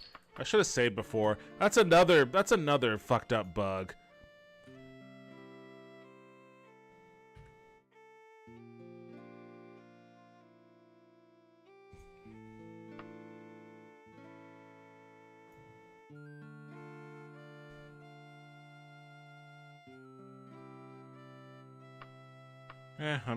Oops.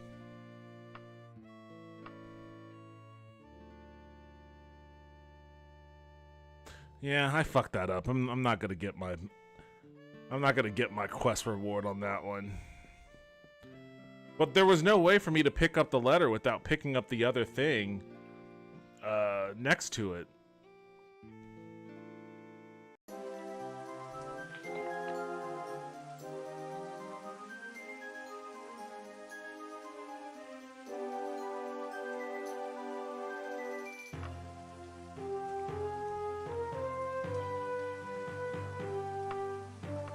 Weird is not the standard template. I gotcha. Hey, Suki. I don't know where she went. Oh, she's in the bed. She's in the bed behind me now. I won't say her name, otherwise she'll get riled up. I think she's winding down for the night.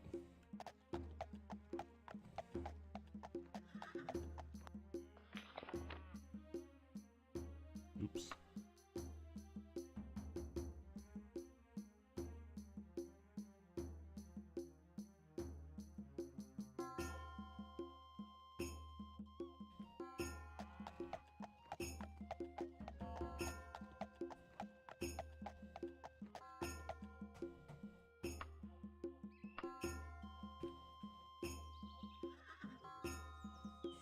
She loves ripping into that bed. I'm gonna have to get him a new one soon.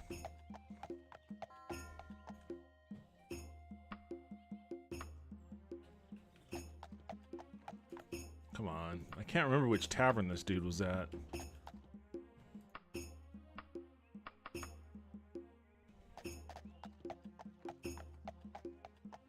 And the quest log didn't tell me which tavern he was at.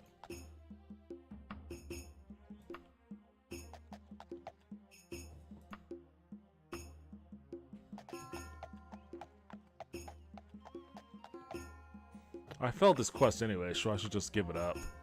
Just let it ride out. I got a possessed child. Another possessed child to look into.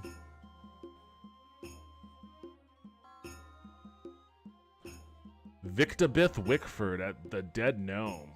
Jeesh.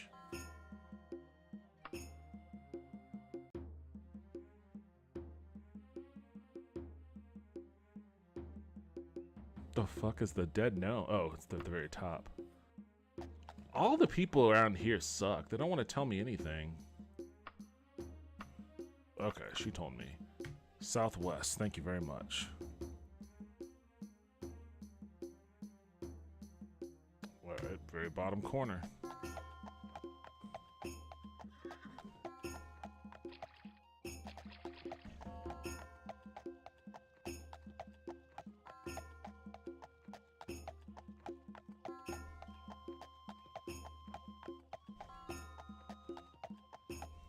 One thing I like about Daggerfall over, say, Skyrim, which is what I was doing a playthrough of before I jump back into this game, I like how the horse in this game doesn't try to get in the fights with you.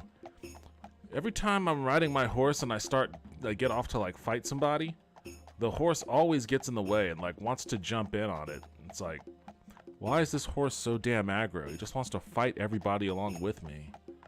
Like so many times I would end up pummeling my horse with my warhammer because he would just get in the damn way.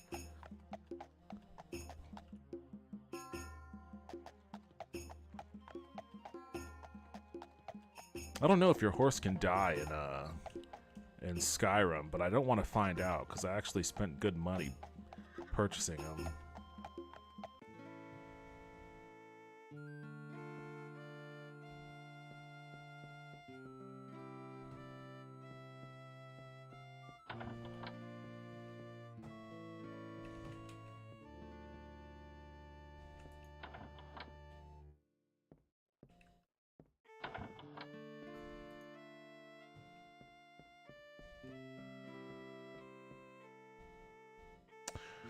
Let's see.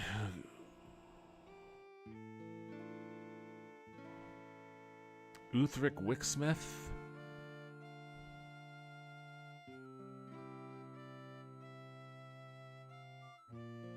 Weston. She's gotta say no. I know the whole runaround. The only thing is, it's either gonna be a real possession and I fight something, or it's not gonna be a real possession, it'll be a scam, apparently.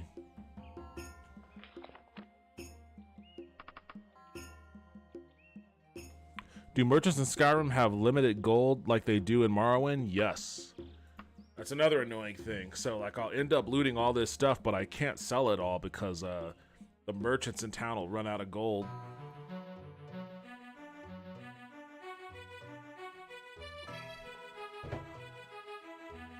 Witches Festival.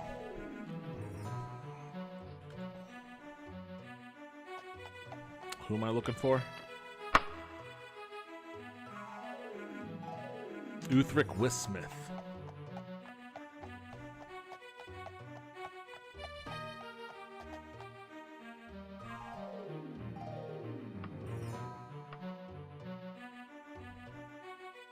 I really wish I had the ability. I don't think I have enough. Maybe I do. Maybe I do. Hold on a second.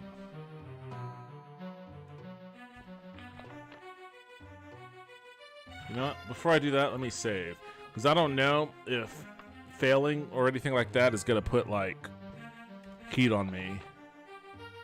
But, let's see. I don't have enough. Oh, I only have 141. I'm far from having... Oh, I need to put more into my intelligence when I level up. I really want to use that Charm Mortal. Really want to use that Charm Mortal. I want to see if that'll make them more receptive to helping me.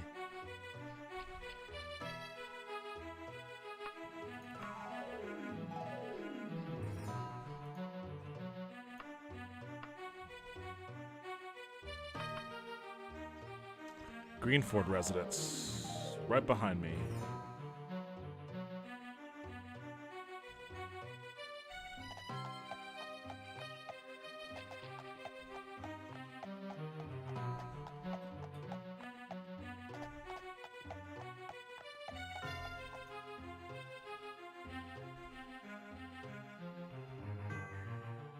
Oh, it's this one over here.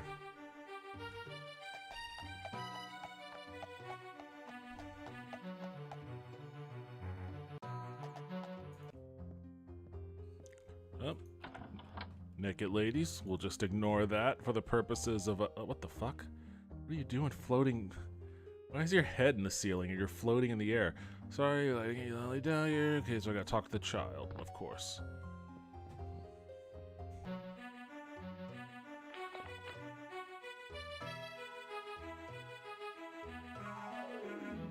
Gearsley residence.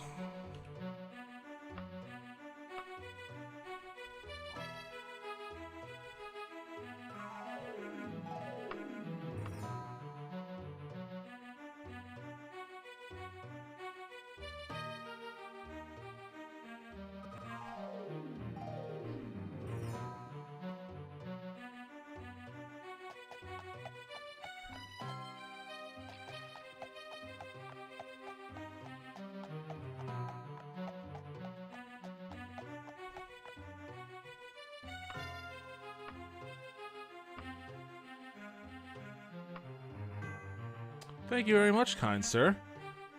It's awfully close by, marks it on my map.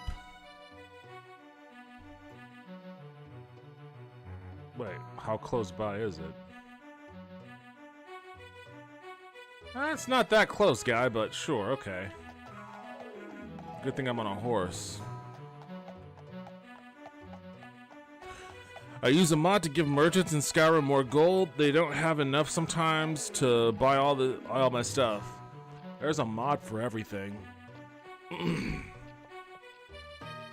Arachnid Soul, could you look in and see what the results of that Wisconsin Supreme Court election are, if it's been posted yet?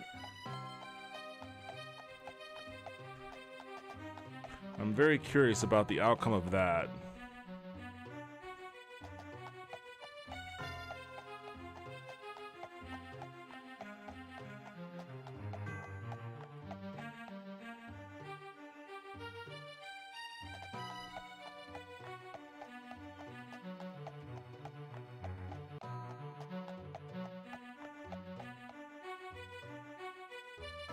So it's this joint right here.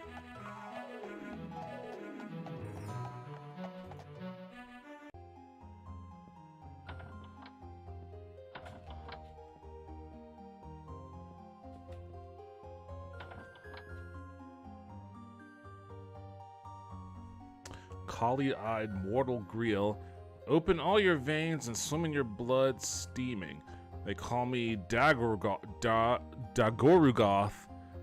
The liquor of cat droppings. The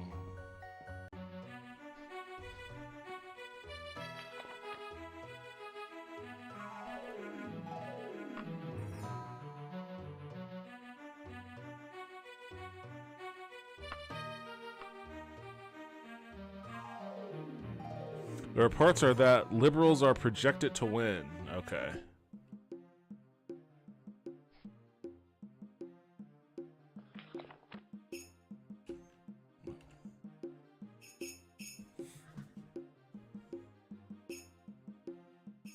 Not sure why all these news sources are using the term liberals. I don't even know what that means anymore. That's like the establishment Democrats, I guess. Whereas the people on the actual left are called progressives now. Well, in Wisconsin, I'm assuming that, is it this place? In Wisconsin, I'm assuming that it was I mean, much of the media still does not distinguish. There is no differentiation between liberal or leftist or progressive or whatever. It's all one and the same. So, you know, on some of those things, you know, you can't really split those hairs.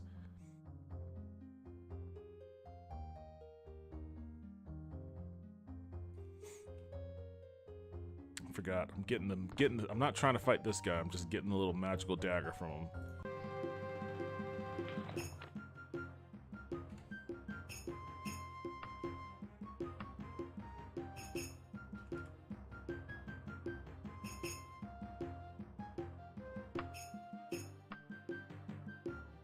I'd be insulted to be called a liberal unless that's the name of the party. Well, I mean, I personally don't care. Like, people want to call, I mean, I'm in Texas. I'm in Texas, so, you know, anybody to the slight left of you know, Greg Abbott is a liberal.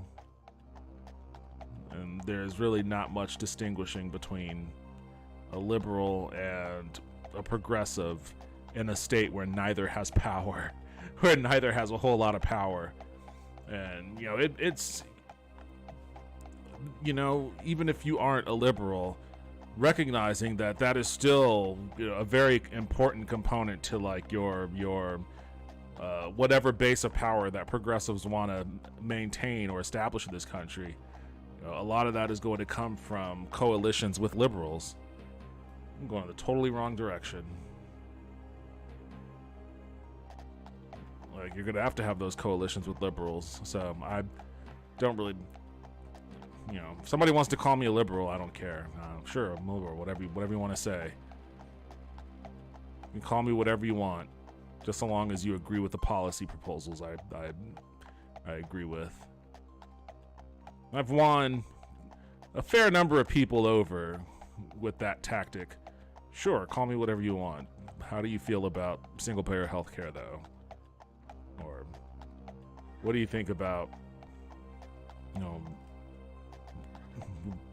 breaking up the concentration of wealth at the very top end of our society so that a very small handful of people don't have an outsized amount of power and control over our political process and our society in general?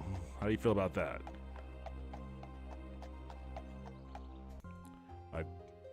One of my roommates is conservative. Okay, let me save.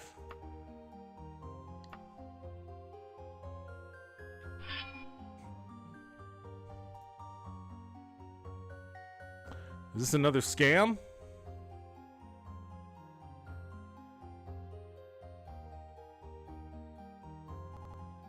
Seems like another scam. Okay, hold on. How did I find this scam out last time? I think I went to the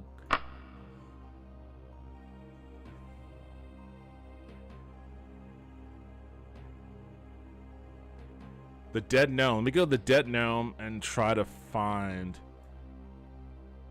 Wait, where's the Dead Gnome again? It's way down south.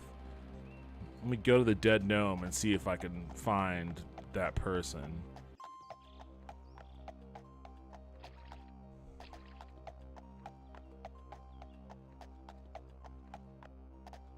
Ha! Horse on a roof. Let me see if I can jump rooftop to rooftop. Sweet.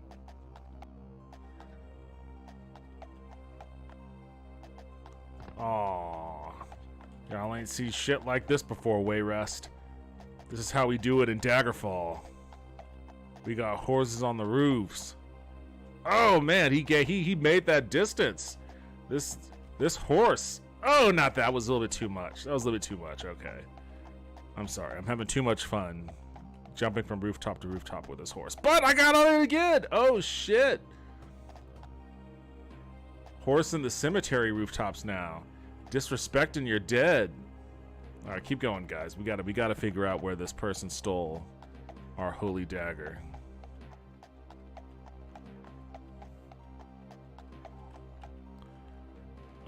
This looks to be the place.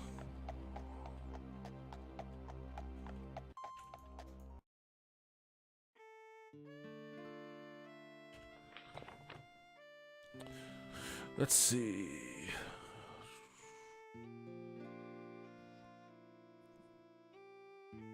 Yeah, I agree. EVM McMahon, Obama caved on that Supreme Court pick, though. 2, his main goal the final year was to pass the TPP trade deal. I missed something there. Oh, I missed I like how the Republicans stonewalled the Supreme Court while Obama was in office, and then as soon as he was out, they were all antsy to get their guy in as fast as possible. That's just political gamesmanship. If Obama wasn't such a weak prick, he would have just recess appointed his Supreme Court nomination. He had the ability to do that. He just didn't want to. Conservatives know how to play politics. You know, you gotta hand it to them on that one. They play hardball and they're not afraid to do that. He assumed Hillary would be president, and so he gave up very easily on the Supreme Court pick. Oh man, as someone who grew up in Texas, I get it. Hey, what's up, Haunted Taco? Welcome back to the stream. We got a full-blown haunted stream tonight. Haunted Wisp on YouTube, Haunted Taco and Twitch. And Republicans are not conservative anymore. They want to change the laws. That is not conservative by definition. I mean, there's a variety of ways in which they flaunt the definition of conservative. I feel like Republicans just take on the form of politics the current leaders are for. The smaller government and fiscal conservative American GOP movement is over. Kind of. Kind of and kind of not. Like, a part of their effort in getting that small government that they want is to blow the government up. Like, expanding the waste and inefficiency of the government artificially is an excellent mechanism that allows them to point to the government and say, look at how inefficient it is. We need to cut this. We're going to cut this. So it's kind of a sleight of hand trick. Like, they're getting what they want in both ways. Horse parkour. I never knew a horse could get on the roof. Oh yeah, you can get on rooftops in this game. I've done it. It's easiest in Sentinel, but I'm always looking for areas where I can jump on top of a roof with my horse. Hey, also Obama was an old school conservative. He was what the GOP was before modern GOP. He's a 90s Republican basically.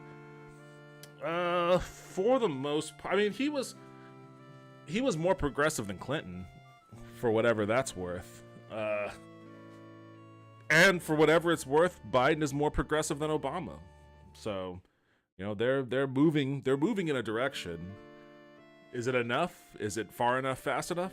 No and no, but, you know, Clinton is the most conservative of the group. Obama being less conservative and Biden being less conservative than that.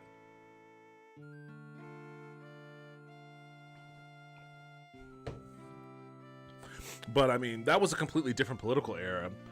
Like, if you go back and listen to Reagan sounds like, you know, Reagan sounds like maybe a slightly more, maybe a little bit more right-wing in some respects, maybe a little bit more left-wing in other respects. He sounds like a slightly different version of Joe Manchin, or a slightly different version of, like, whatever other, Chuck Schumer maybe, like whatever other centrist Democrat that kind of leans a little bit to the right.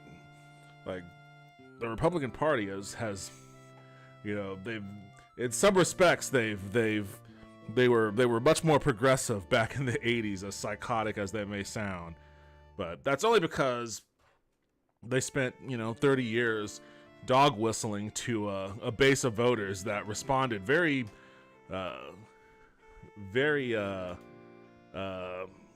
viscerally to, fear tactics, the Willie Horton ads, and that sort of stuff, dog whistles on racism or xenophobia, homophobia, and all of that. You can only do that for so long before the people that you dog whistle to get empowered by that kind of rhetoric. And we're at the point now where all of those people are starting to become elected officials, and whereas the old guard probably didn't really feel committed to the ideology that they were transmitting in their propaganda, the new guard, they're committed. Like, these guys are true believers, and that's a dichotomy that the Republican Party doesn't quite know how to wrestle with just yet. They probably never will. In some respects, they've given up. They're like, okay, well, just so long as we can still wield power, but they're finding out that they're not going to be capable of doing that. They should have crushed the midterms. Good day to the Acolyte. You're probably looking for that brunette queen. You're probably looking for that brunette queen, Victabeth Wickford, who slipped out of here after boasting about slinging some kind of holy dagger from the Order of the Hour. Yes. And the Gerhardt residence. It's the Gerhardt. Wasn't the last person hiding out in the Gerhardt residence? We need to do an investigation on the Gerhardt residence.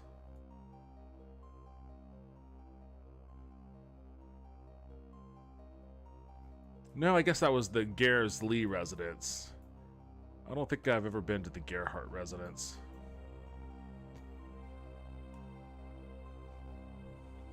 Well, time to do the old on-the-ground detective work for it then.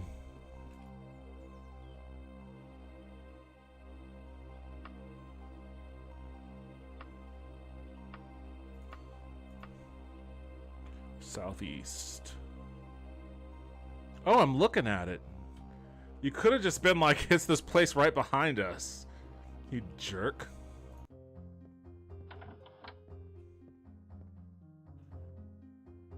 Alright, got the dagger back.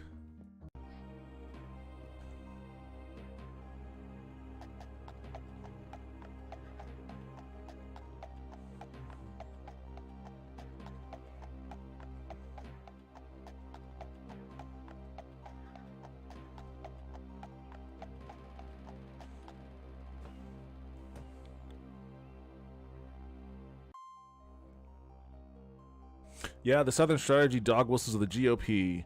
The reason the GOP didn't crush the midterms was the last-minute call to tell everyone to not run on inflation and instead run on crime. Well, that's only because what they were trying to run on before, they were what happened was they were initially going to run on inflation, but the Supreme Court ruling overturning Roe v. Wade kind of, sandbagged that whole operation. So inflation took a back seat, and well, for a little while at least. And the only way to distract from the boondoggle of that Supreme Court ruling was to basically throw every kind of culture war argument you had against the wall and hope that one of them stuck. And for whatever reason, they thought the trans thing was gonna stick, and so they went hard on the whole trans thing. It didn't really resonate, and then they tried to do a pivot towards crime at the very end. None of it worked. None of it worked. And there's polling that's come out in recent days that has shown that overwhelming majority of Americans, they are opposed to a lot of the anti-trans legislation that's been coming around in the country. They are opposed to a lot of the anti-trans kind of thought out there. Even in Kentucky, like Republicans, it's not a majority of Republican voters, but it's pretty damn close. They're not about it. Voters aren't about it. They don't really care about the trans issue. They don't see it as an issue.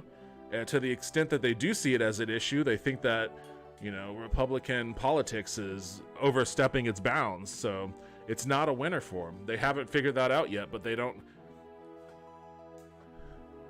need a different target. That's the thing. Like, they can't run on policy because their policies are all trash, and people know that. So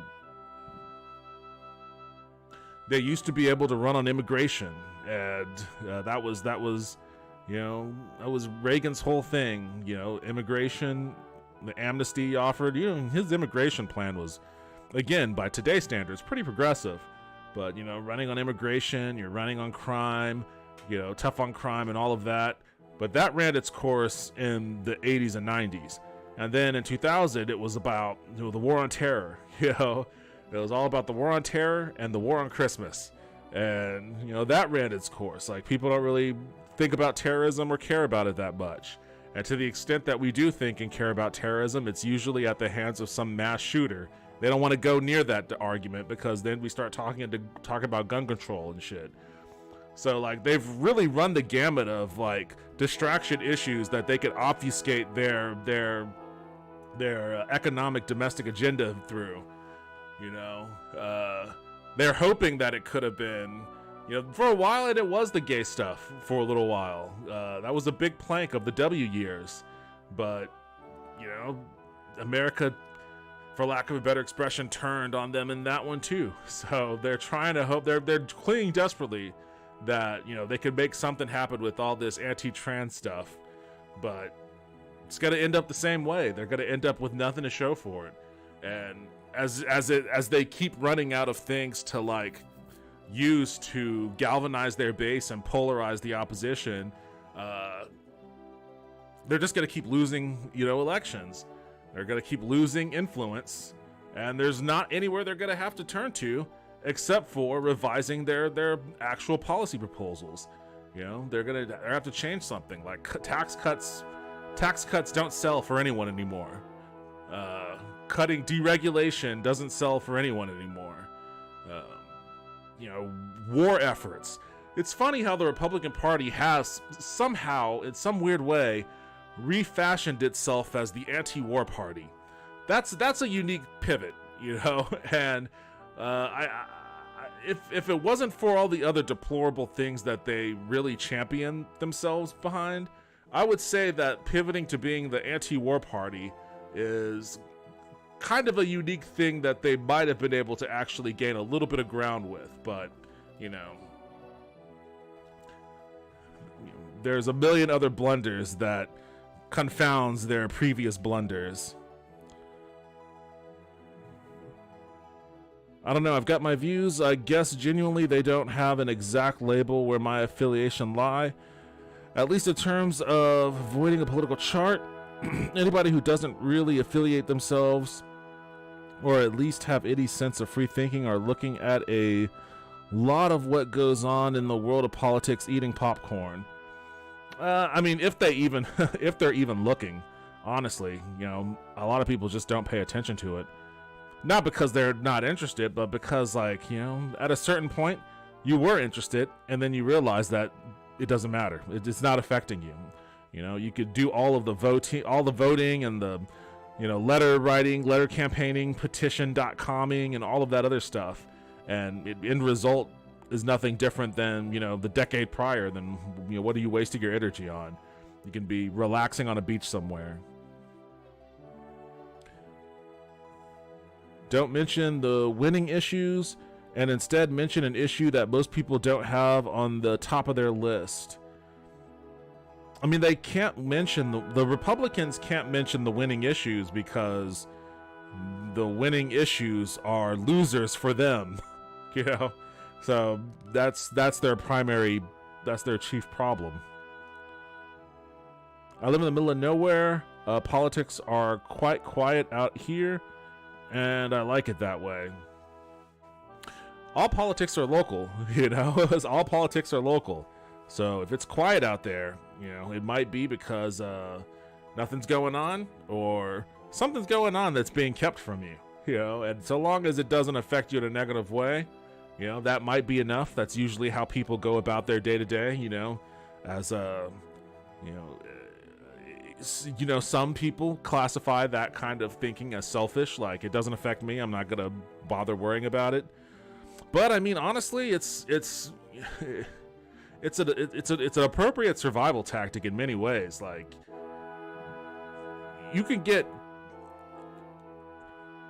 the QAnon phenomenon is an excellent example of people who get swept up into this shit and end up having their minds, their brains, and their entire lives completely pulverized by being just awash in shit that they think they can affect, that they think matters or is relevant, that really isn't. And it's easy to say that with QAnon because it's a lot of nonsense, as opposed to, say, some proposition that's being proposed in your town. But, you know, obsessions of any variety can be destructive if you don't know how to properly manage it. And I could see that happening with politics too. I can understand people who may have a hesitance for, you know, delving into the meat and bones of a particular, you know, subject like that.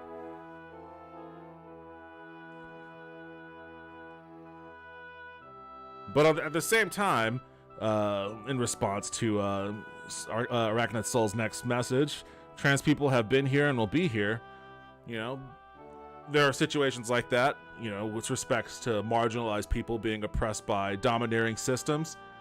Probably a good thing to speak out against that, to weigh in against that if you know, feel a certain way about it. Trans stuff doesn't affect me personally because, you know, I'm not trans, but that doesn't mean I'm not going to, you know, I'm not going to do everything I can to help, you know, fight for any kind of marginalized community that I see an injustice being committed towards. But, you know, to each their own. That's me. If the government stays away from my marriage, I won't have too many personal vendettas. Well, that's a concerning message there. Too many personal vendettas. It makes me wonder, Haunted Taco, how many personal vendettas do you have? It just makes me think you're sitting in like a shed somewhere polishing a shotgun, like with like pictures on a wall with like X's through a number of them, like crossing off your personal vendettas. All right, well, I hope your vendetta list is very slim. Hey, first time chat from far from Nerevar? I just joined. It feels like skating started this conversation. Hey, welcome to the stream. I appreciate you joining. The topics of conversation can bounce all over the place here, so that's just the way of it. Stream of consciousness, and I like communicating with the chat, so that's just how it goes.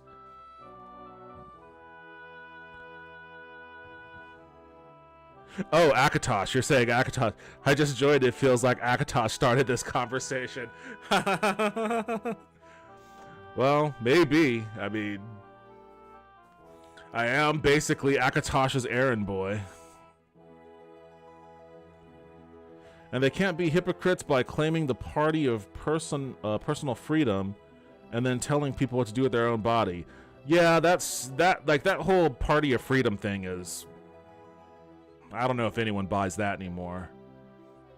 I mean, even conservatives, like conservative voters, know that, you know, that's not freedom. They just, you know, uncomfortable with how other people live their lives, and they want to change that. It's kind of how I feel. I care about what goes on to an extent, but it's just quite a headache if you get too wrapped up in it. No, I agree with you on that. It is a headache. And I'm one person who can't really do much. I don't agree with that. I mean, one person can make a connection with one other person, and that's a lot. Like, that's a lot. That's the basis of solidarity. That's the basis of community. That is the basis of collective action, collective organization. Like, alone you are weak, but together with others you have strength, right? What is it? Divided you beg, united you bargain, is basically the mantra of unions, unionization, the whole idea, just as a kind of a extrapolating outward of, you know, the sentiment of being just one person. in your workplace if you're just one person. And this is the argument that a lot of bosses at companies use in order to try to persuade their workforce from unionizing. They say, hey, you know what? You don't need to join a union. Whatever disputes you have, you can just come to me. We could talk it out, and we could resolve the issue, and you know, it'll be okay. It'll be better for you. It'll be better for you because you're having a one-on-one with me directly, right? And that's an effort to keep you isolated. That's an effort to keep you as that one, as opposed to when you connect with one other, and then they connect with one other, and then they connect with one other, and then next thing you know, you have a organizational body that you can take to that person and collectively bargain for much better than what you would get, you know, in a one-on-one conversation where that dude's probably, you know, at best he's gonna, you know, cut you off at your knees. At worst, he's just gonna turn you away at the door, say, sorry, we can't do anything, you know? So don't feel like just one person can't do much. Like there's much more that one person can do than, you know, than I guess American society has allowed to let on. Haunted has a list. We start talking about poop and naturally lead to politics. Why did you say the same word twice? A Democratic-backed Milwaukee judge won the high-stakes Wisconsin Supreme Court race Tuesday, ensuring liberals will take over majority of the control of the court for the first time in 15 years. Excellent news. Excellent news. That was the bigger race than the Chicago mayor, in my opinion, but I think both of those two things in concert, it's a big win. This is like, so maybe for, I guess, progressives, leftists, whatever else you want to call them, today's probably a decent day. You know, you had a little bit of humor with watching Trump, you know, get arraigned. You had a little bit of victory, you know, in Chicago and Wisconsin. But like for liberals, today was like Christmas. You know, I saw so many people on Twitter just like, you know, frothing with glee and joy over Trump, Trump's perp walk and all of that, and just like the absolute bacchanal of celebration that they broke out with, and that plus you have the Chicago thing, which you know liberals don't like that Brandon dude, but you know they'll take a win where they can get it. But certainly the Wisconsin thing is a big win too for everybody. So it's a great day for, I guess, libs. Unexpected, random ass Tuesday. I think most people in the country didn't know there were big elections being held anywhere.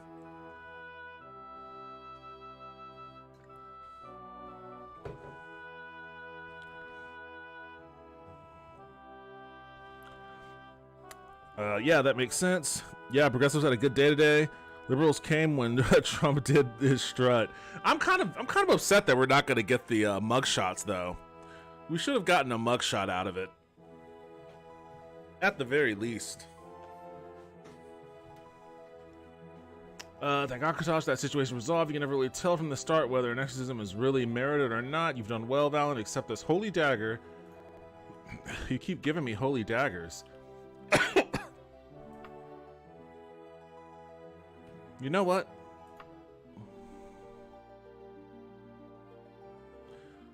I didn't mean to. God damn it! I'm gonna.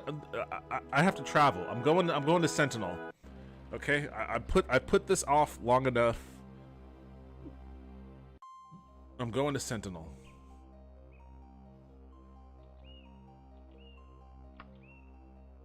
I've spent enough time in Wayrest. I have to go to Sentinel now.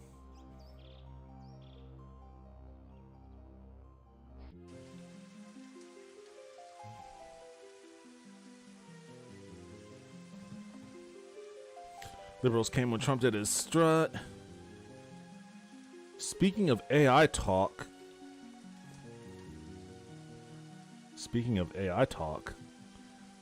I think this is a massive gift for Trump. I bet he sets records this week for raising money. He's getting lots of free press, and no one mentioned DeSantis today. DeSantis is cooked. Like, there's no reason to mention DeSantis. Really, he's cooked. Trump has already raised a ton of money He's raised like he raised like 5 million after the announcement came down that he was being indicted. So I'm sure he's going to raise a lot more. This is going to be a gift for him for the primaries, but 60% of America sides with him being indicted. They said he should have been. That's brutal. That's a brutal amount of Americans that are like, yeah, fuck this guy. Like 60% of Americans think that he should have been indicted, but 76% of Americans believe that it's politically motivated, which is a crazy dynamic. That's basically a huge chunk of Americans being like, yeah, we get this is political purely, but fuck that guy anyways, you know? That's crazy. Like, Trump, with numbers like that, for this situation in particular, Trump can't win a general election. He already lost a general election. You know, even going up against Joe Brandon again, if that's what it's going to be. Country seems to really hate that guy. There's a huge contingent of the country that like him. Really seems to be a lot more who hate him. So, I don't know, like, I don't know if Trump has the mojo to make it work a second time. Country really seems to hate him. You know, it just seems to be a legitimate distaste for the dude. I think he still probably has a better chance of winning a general than Ron DeSantis. DeSantis has no mojo. That guy sucks. Like, he has no charisma. There's no personality there other than just being, not even like, I would say aggressively dickish, and not in the Trumpian way. Like, Trump is aggressively dickish, but in kind of like a stand-up comedian sort of way. There's a certain level of charisma there. There's a certain level of like entertainment where he makes you laugh, you know, whether it's intentional or unintentional. Like, he has that kind of dickishness, and that's really what kind of gets his base juiced up. But DeSantis doesn't have that kind of dick. He's just an asshole. He's just the dude you want to punch. That's not going to take him very far. I don't even think they like him all that much in Florida. The Democratic Party just has no presence in Florida.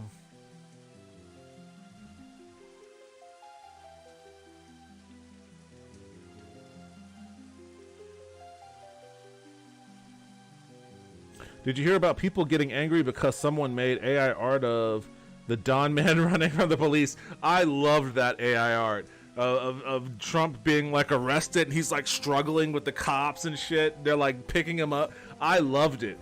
I loved it. I wish that was reality. I wish that was reality. That would have made my. I would have been coming right alongside all the liberals if that is what had actually turned out today. And after Trump, you know, went to court and pled not guilty, the camera showed like his motorcade driving back to like the airstrip. I was really hoping he would break off into a high-speed chase. I was like, come on, give me a high-speed chase. I really want an OJ and the Broncos scene to play out right now. But alas, no such luck.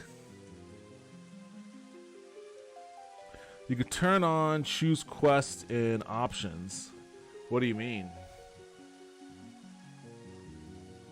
What do you mean I can turn on choose quest in options? He lost that last election because of COVID. I honestly would not be shocked to see him win a rematch. He'd love to go out on the campaign trail too. Biden doesn't want to do a year and a half of daily speeches though. He lost because of COVID, but his popularity never rebound. Like, people don't like him. He's first of all, he's never been popular. Like, he never should have. I mean, not popular. He's been popular, but he's never been popular enough to like win a general election. Like, he won by the grace of a fluke and some really poor campaigning from, you know, the Clinton campaign. And like, let's be real on that one. Absent that, I don't think he had, like, he didn't have it for 2020, COVID or no, and I think it's only gotten worse for him since. Even if he can regain the magic that he had in 2016, I don't think that, like, there are too many people. I mean, there are a lot more younger voters now who grew up under him, who you know, weren't old enough to vote in 2016, maybe not even in 2020, but like they certainly know him and they know what he's all about. They know what his supporters are all about and want no part of that. On the converse side, a lot of those people that voted for him probably died of COVID. Not like in a majority or anything, but probably enough to affect some margins in some of those states where the population skews older, like Florida or Ohio or something. So, like, you know, you're dealing with some numbers differences there. On top of the fact that, like, if you watch videos of him doing his stump speeches and he's trying to, like, do campaign events, he just doesn't have it. He doesn't have it. He doesn't have the message, and he doesn't have the magic. Like, every now and then he'll kind of slip into something that's, like, a little bit reminiscent. But the number one indicator that he just does not have it is the fact that he landed on Ron DeSanctimonious and then refused to go with Meatball Ron. Like, 2016 Trump would have been all over Meatball Ron. Like, and would have gone nowhere near Ron DeSanctimonious. Ron DeSanctimonious is like what Jeb Bush would have used. So, like, he just does not have it, in my opinion. He will get a boost, though. He will get a boost from this indictment. It was hilarious, referring to the AI art, I assume. DeSantis isn't going that far. Neither is Chris Christie. I didn't even realize he was running. Though Christie is so bad, I love watching him campaign. I'm excited to watch this dude try again. That's gonna be a flop. In my headcanon, it went down that way. I'm gonna submit that to my headcanon too, because it's just so much better. In the launcher screen before the actual game starts. In the launcher screen, I can turn on choose quest in options. I don't know what you mean though. I'll investigate that. I'm not quite for certain what you mean by choose quest. The Clinton campaign elected Trump. She went to the media and told them to give him endless coverage, and that would hurt him. They tried, and it drew ratings, so Maddow and so on kept covering him. I mean, that's a component, but there were so many other things that went into that race. Lots of variables that are, in my opinion, no longer applicable.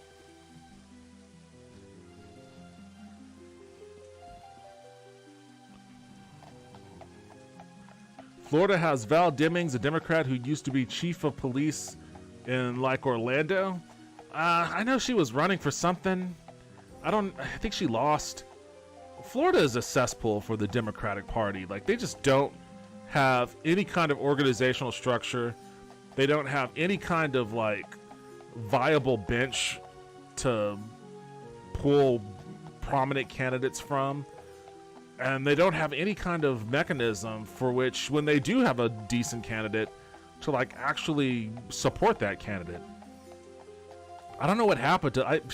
I swear, like, if I was going to be a conspiracy theorist, I'd say that the Florida Democratic Party was probably infiltrated by some far-right conservatives posing as Democrats, worked their way up into the highest echelons of the organization, and then, you know, deliberately made bad decisions to tear it down from the inside. Because it doesn't make sense that Florida would be as poorly run as it is from that party. I think I want to talk to this kid right here. Welcome to Sentinel, Valen. I guess you must have received my letter. I know some things about Lysandus and why he might be haunting Daggerfall, but before I tell you, you have to promise to do something for me first. Is that alright? Yes. You will? Thank Arcay. You see, I used to have an older brother, 10 or 11 years older than me, named Nert? Nert? Whenever I ask what happened to him, I am told a different story. Some say he got sick and died. Some say he was kidnapped by the Underking. I want to know the truth. If you can find some proof of what really happened to him, I'll tell you all I know about King Lysandus. Okay. I don't have time for your type. Jeez. Alright, child.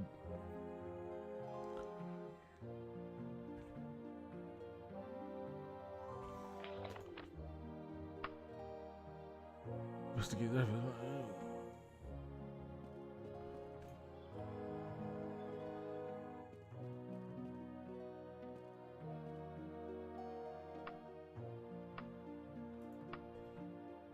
Nert. Gotta go around asking about Nert.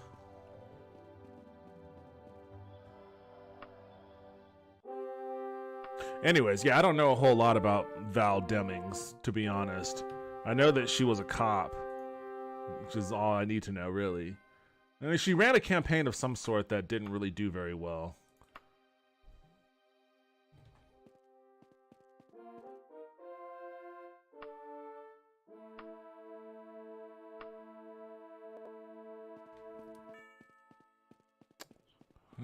All right. Oh, I have a bunch of shit to sell. Let me do that. Come on, horse. I think the market is this way. Oh, hurt my horse's kneecaps on that one.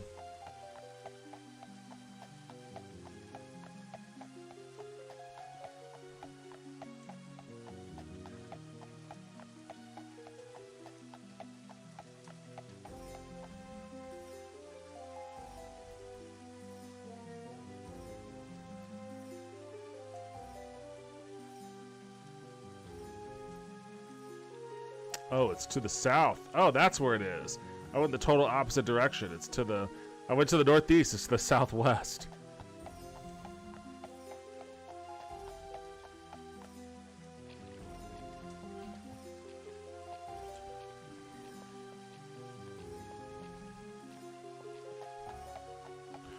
Okay, so the horses can take fall damage. Good to know. Yeah, that is good to know.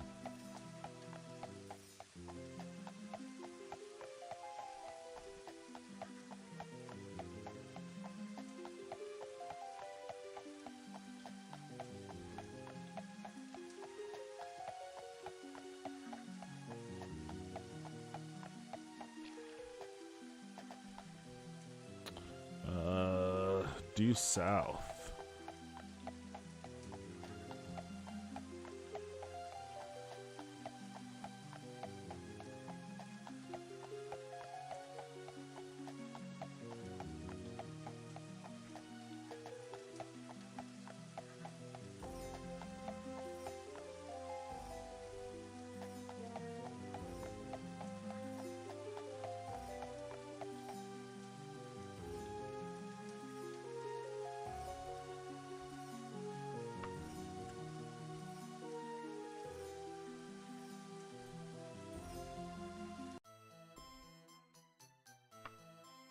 This haggard son of a bitch trying to sell me weapons for.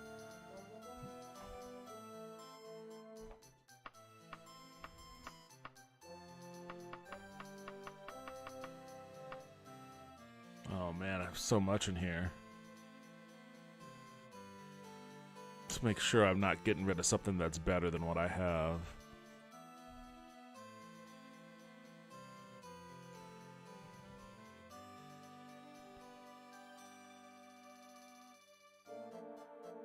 I need a good right pauldron or spalder or vambrace or whatever. My right one still sucks. My left one's dope. But I'm right-handed.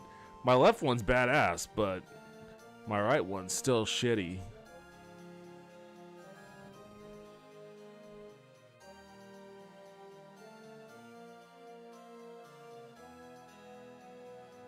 Alright. Nothing better than what I have.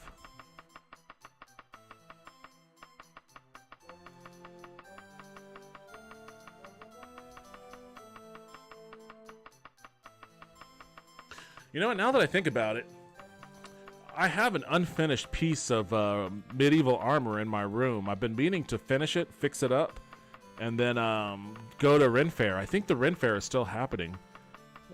Here in town, Sherwood Forest Fair. Let me actually see when that ends. Maybe I could do a...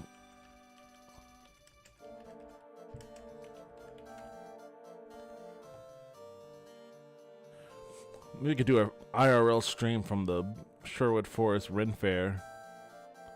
Not that it's a particularly impressive Ren Fair.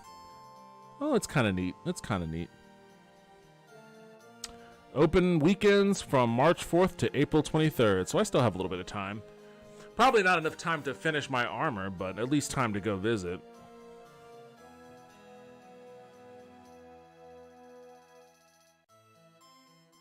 Imagine being right or left-handed. No, wait, what do you mean right or left? Are you, what is it, ambidextrous? Is that what the phrase is?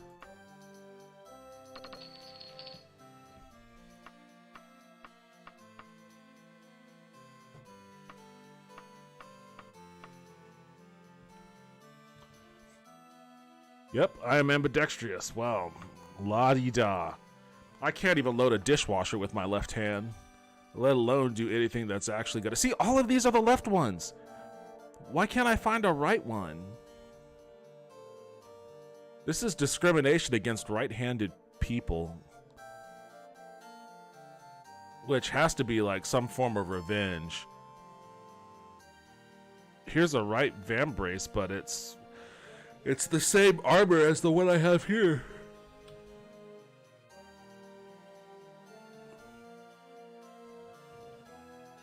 You bitch. Get out of here, you scraggly ass old man. Let me find a better armor vendor in town.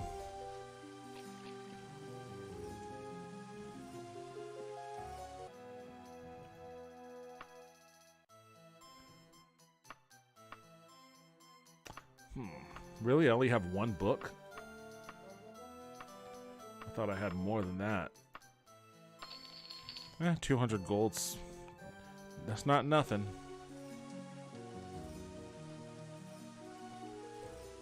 Alchemist, what do I have for you? I should have a good amount of ingredients.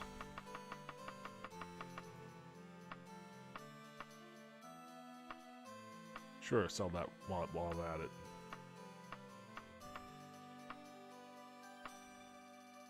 Sweet, not bad, not bad. Making some money here. Making some money bouncing shop to shop. Do I have any? The clothes are worth nothing. The clothes are worth absolutely nothing. I'm gonna get like maybe 7 gold out of all this. 48. Not 7, but still shitty. Alright, let's see if this guy has a right vambrace for me. Sold all my stuff, didn't I? I did.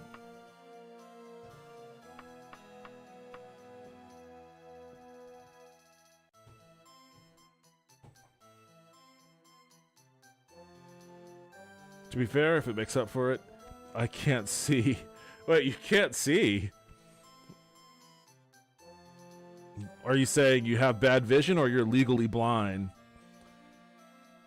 What armor mod do you have in your game? I don't think I have an armor mod. Not unless it came packaged in with like some other mod. In fact, I was unaware that there was armor mods. That sounds awesome. If it's one critique I have of this game, it's that there's not a wide enough variety of gear.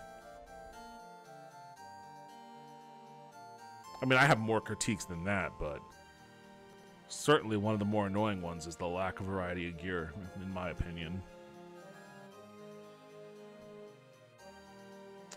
Some more shitty ones. I can't wear these.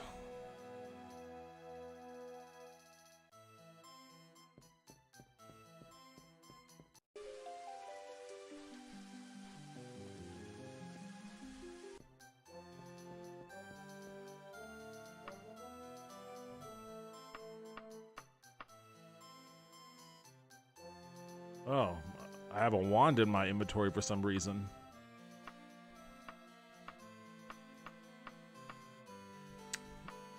Okay, weird. I thought I was given a sapphire. Did I sell that? I must have.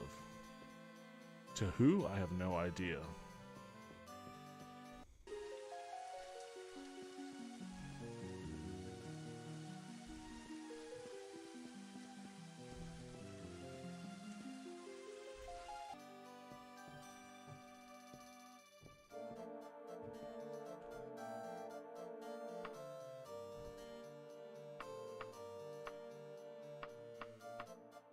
Nothing for you.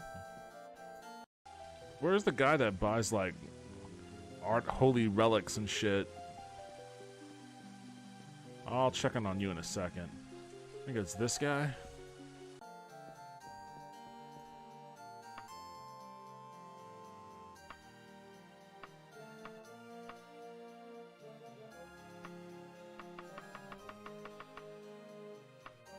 Damn, 7,000? Holy shit. Cashing in on this one. Fuck, I've got so much gold in my pockets now.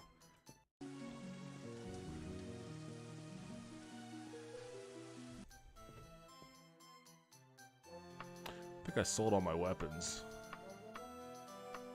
Yeah. There certainly probably isn't going to be anything here I'm going to need.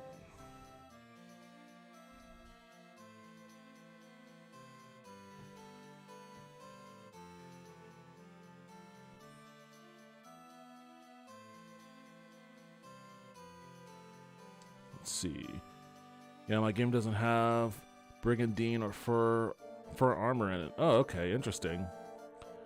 Both eyes require a different prescription. I have depth perception issues and a convergence insufficiency. Jeez. Yeah, that sounds really shitty. I'm not gonna lie to you. Sorry to hear that.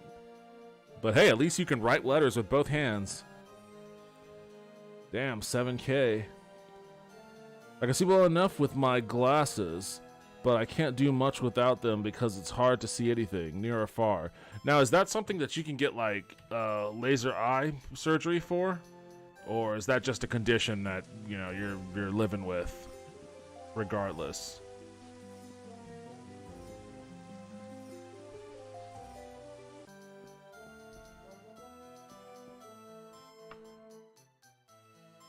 Pretty sure that's everything.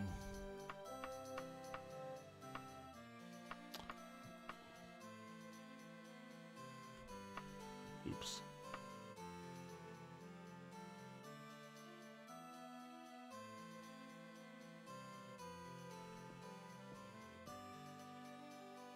Does this game have a practical use for the clothing? Like, is there a reason why I would ever need a loincloth?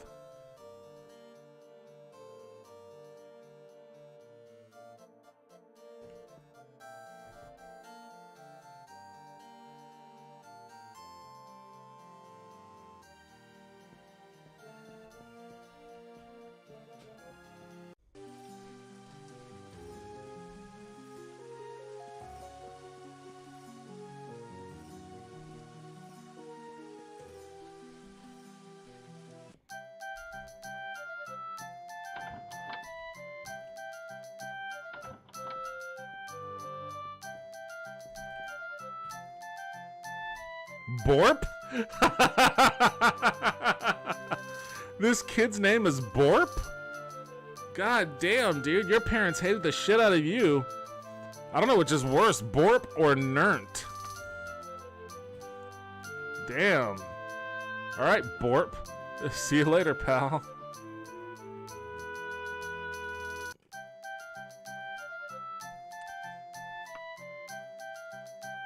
Alright, I guess I'm gonna get into a duel with this waitress. 6 hours at the Lynx and Gin. Alright, fuck it, fine, I'll fight you.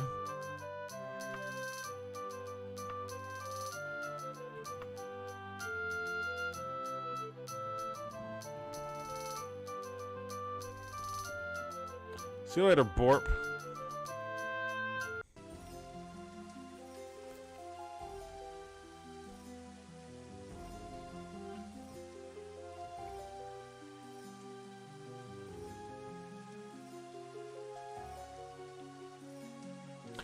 I've not even looked into laser eye surgery because it doesn't bug me too much. Alright, fair enough. Clothing is just cosmetic in this game to help you roleplay. You can enchant it later. Oh, that's nice to know. But you need higher level magic, a higher level in Mage's Guild.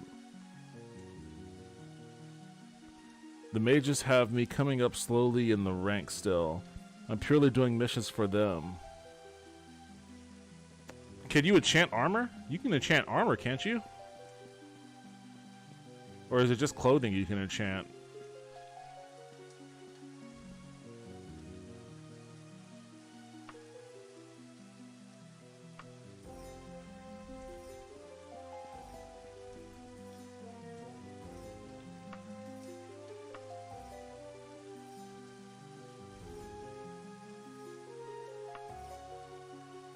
You can enchant anything. Okay. Oh, shit. No, tell me.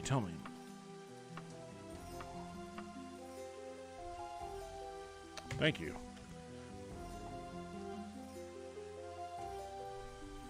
Ah, damn it. It's on the other fucking...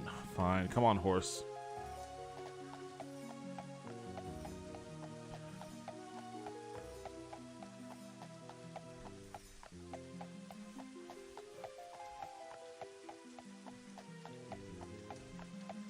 I feel like there's an opportunity to make a Daggerfall mod that utilizes the in-world AI system in order for you to chat, actually communicate with NPCs in a manner that would require you to use regular clothing for role-playing.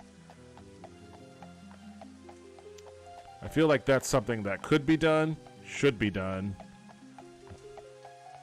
I would like for it to be done, but... you know, it's not going to be done by me, that's for sure.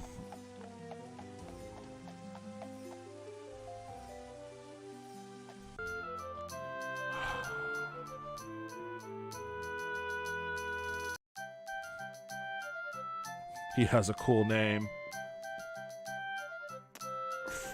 Furcum. That's what my opinion of Borp is too. Furcum. Borp, Furcum. All right, well, fine. Just give me a room. I've got a duel. I've got a duel to rest up for.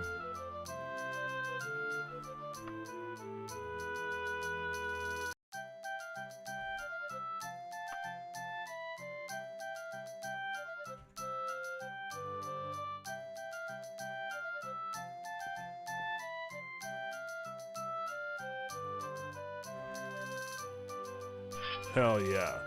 Duel time. It's crime time. What time?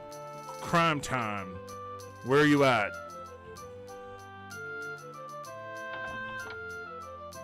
Oh! It's you. Durnkey said you'd be here, and I always finish her fights. Well, there you go. Fight finished.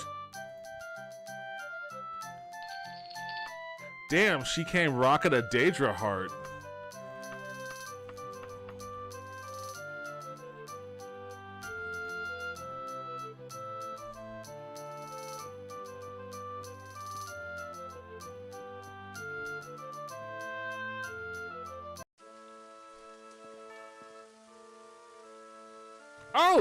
Oh my, everybody just disappeared off the streets.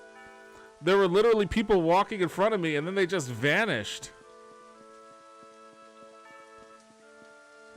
How terrifying. Well, if that's the case, then I'm gonna, I still have this room for a while.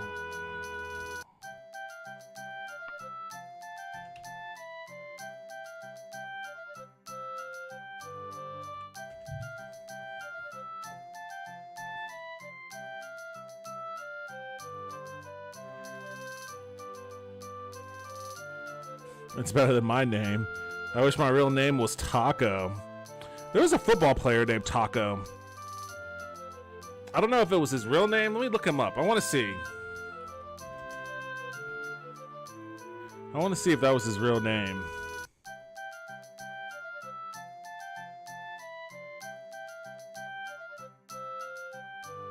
No, it was just his nickname. But he went by Taco Charlton. Nobody called him. I can't even pronounce his first name. Viduante, maybe? But everyone just called him Taco Charlton. That was a cool name. I like Taco as a name. I don't know what your real name is, but I like Taco. Just start calling yourself Taco. It basically is this point in my life, but not legally, sadly. Gonna eat, have fun, everyone. Hey, thank you for stopping by the stream, man. I hope you drop me a follow. Join in some other time in the future. Take care. Yeah, just start calling yourself Taco, man. Like Taco Charlton.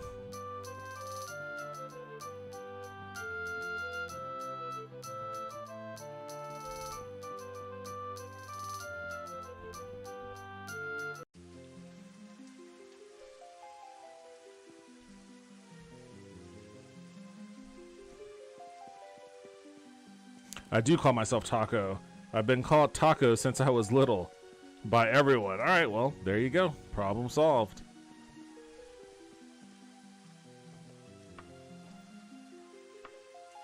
Oh yes, he was the only prince never to receive a public funeral. He was buried in secret. Interesting. Did I make a note of that? I did not, because I'm a very bad detective. He did not receive a public funeral. I actually have two names. Oh, is that the sea? That's another... Oh, what a view. That's another mod I would like for this game. Being able to get on a boat and charter the sea, but that's too much. This game doesn't really have water physics. I mean, it does technically for you, but not quite boating physics. Like, all the things that I wish to see in this game, I really hope that we end up getting in Wayward Realms.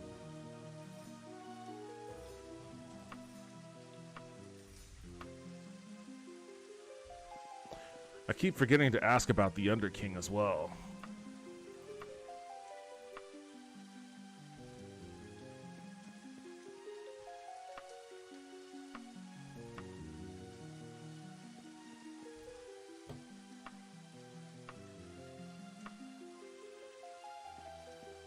Well, technically 3, but I don't even remember the third one. I have an English-Spanish name and a Korean name. What? Why do you have so many names?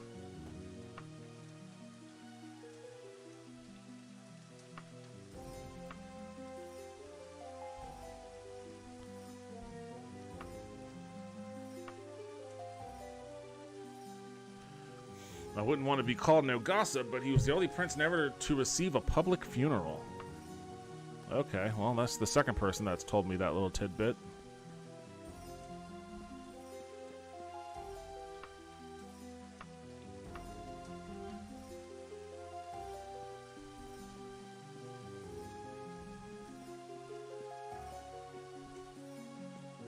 Well, my father is an indigenous man and my mother is Korean. Okay, interesting.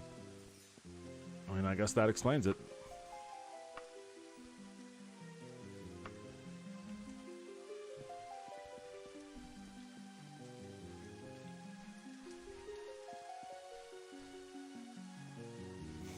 Have you ever been to Korea? That's the question.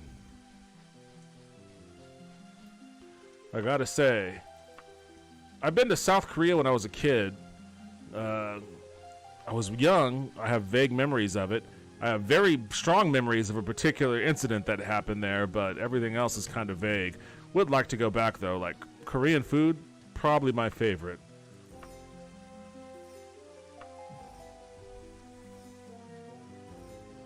Alright. I feel like I've gotten just enough about Nert. Not so much about the Underking, but I got just enough about Nert to where somebody should be slipping a note into my pocket here about it.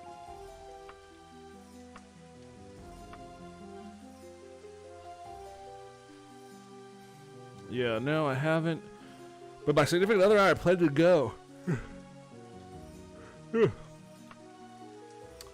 You're in, didn't you say you're in San Antonio or something like that? Or maybe I'm thinking of someone else. I thought you said you were in San Antonio or around the San Antonio area.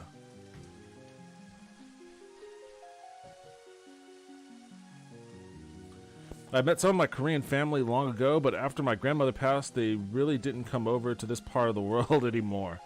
Well, I mean, to be fair, it's a mighty trip. It's a good story, isn't he? He's the only person ever seen. Okay, it's all you're all saying. You're all saying the same damn thing. Flying across the Pacific is no small matter. It sucks that, you know, they wouldn't come over after that, but, you know,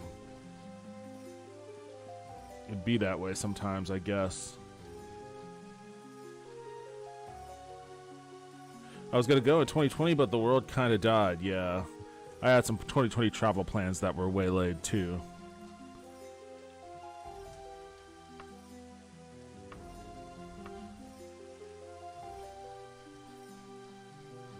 I grew up around San Antonio, but I live in the state that is always on fire now. Okay. Well, I mean, I guess that could be a couple of states, huh? I'm assuming you mean California, but I guess that could also be Colorado.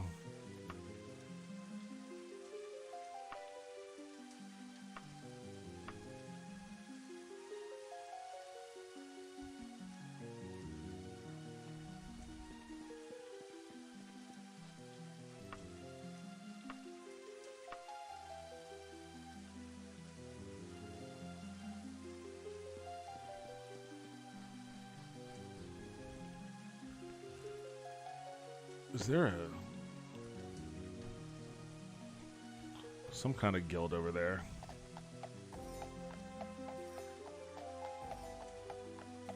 The latter. I live in the Boulder area. Okay, okay. You say state that's on fire, and there's like really only two that come to mind.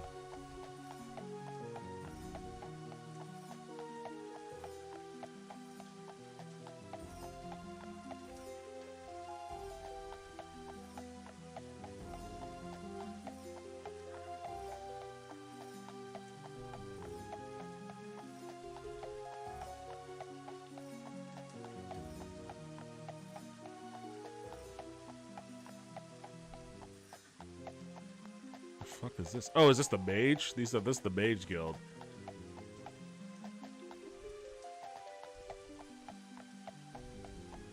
Well, you know what?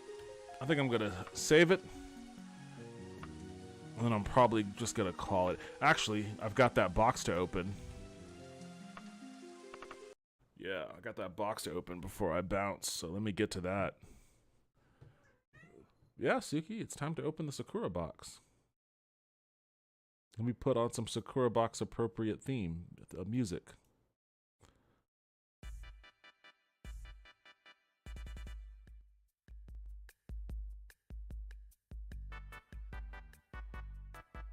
All right.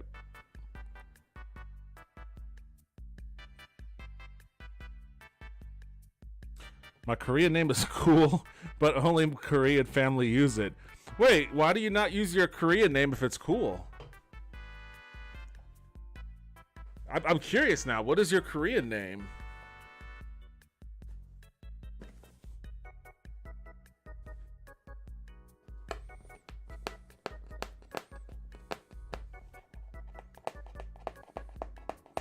See if I can get this sticker off of it.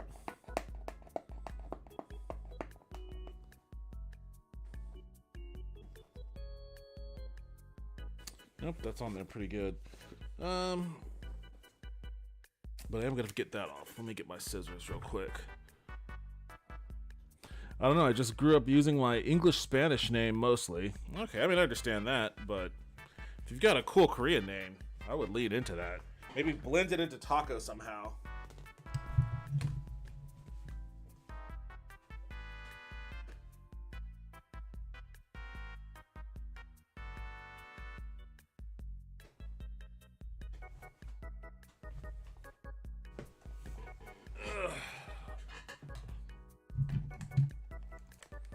All right. So again, as I mentioned when I started the stream, I've been really dying to visit Japan again. Got sucked into an algorithm that exposed to me via ad the concept of a Sakura box. I put in an order to get one just out of curiosity's sake, and I received one. So now I get to open this up and see what really neat stuff is in there. Hopefully it's some cool. The ones that I saw the ones that I saw advertised had some pretty cool like tea-set accessories and stuff. And I like that stuff. I used to know how to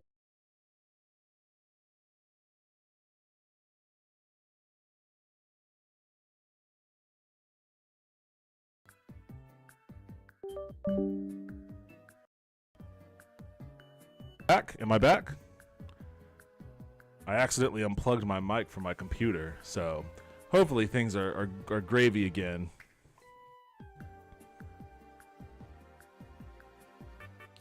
Hi, Taco. Hi, David. The legal name that I use most often is the same as the Resident Evil spin-off game. You saw how I reacted to a jump scare in Daggerfall, dude. Do you think I'm playing Resident Evil games?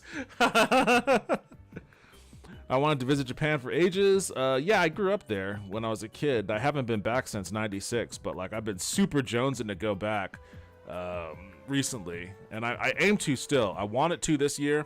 Might have to push it off to next year, but it's on the forefront of my mind, so it's gotta happen sooner rather than later, hopefully.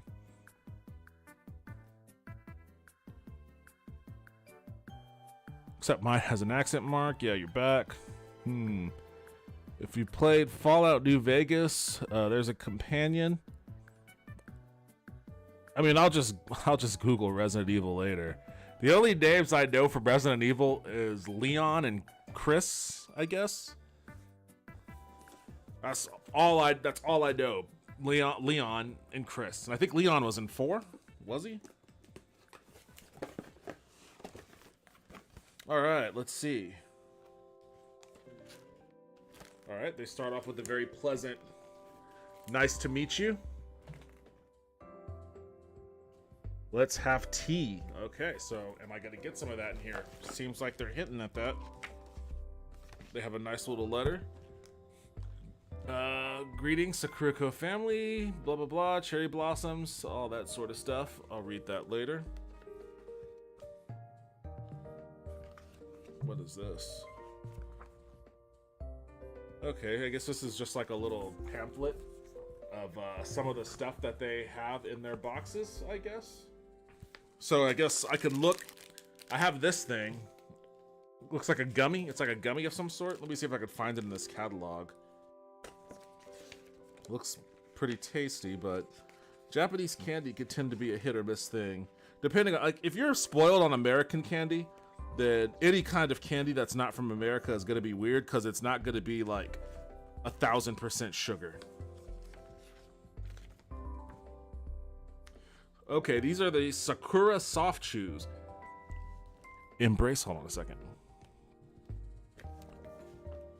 Embrace the ethereal beauty of Sakura season with this namagashi, or traditional Japanese sweet. The artisans at Sugiura Confectionery have artfully crafted this soft chew in the shape of a cherry blossom. Common allergens, eggs, may contain traces of Na, vegetarian friendly. Yes? How can it be vegetarian friendly if it has traces of eggs in it? So that's what these are. The Sakura soft chews. Looks delicious. I'm excited about that. I'll probably eat that immediately after I sign off from here. Sakura Carinto. So this is like some kind of a, it looks like a pretzel. Looks like a pretzel treat of some sort.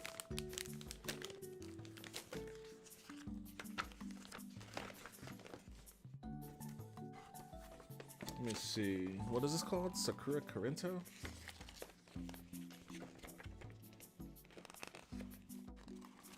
I like that they gave you this little magazine to walk you through it.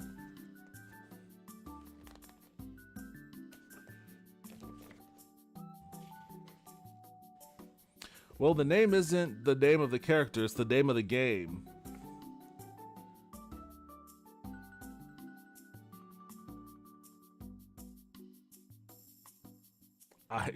Dude, I'm so out on Resident Evil games.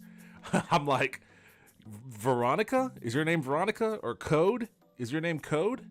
Uh, is your name 4? or 7? Village? Is your name Village? I don't know, man. I'm at a loss. I grew up eating a bunch of Korean candies. I haven't had Korean candies yet. That's a very odd blind spot on my part, because I've had a bunch of Japanese sweets, but I've never had any Korean ones. It doesn't look like this particular item is in this book, in this pamphlet. It's not. So this is kind of like it's like a mystery. It's a little mystery bag, I guess. Interesting, okay. Well, I got a little mystery bag of something.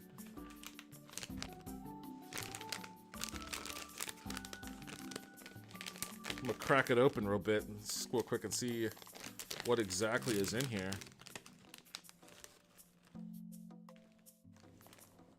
I can't tell for the life of me what this is supposed to be. Oh, it smells like a donut.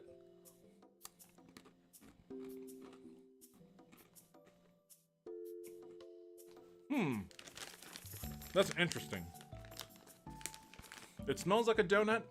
It kind of tastes a little bit like a donut, but not as sweet, and it's crunchy. Like, imagine a crunchy, not as sweet cinnamon donut. That's kind of what this tastes like. That's actually good. I can see this actually pairing really well with, like, you know, a green tea.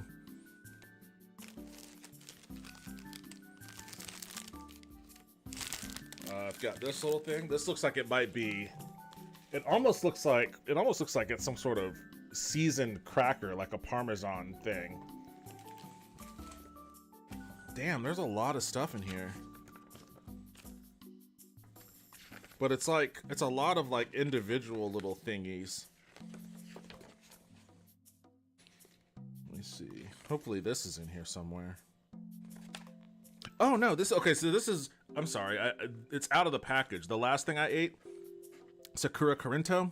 This crunchy confection crafted with delicate cherry leaves brings a gentle and sweet flavor to your palate. The aroma of cherry blossoms add to its charm, offering a sensory experience that is both tranquil and delightful.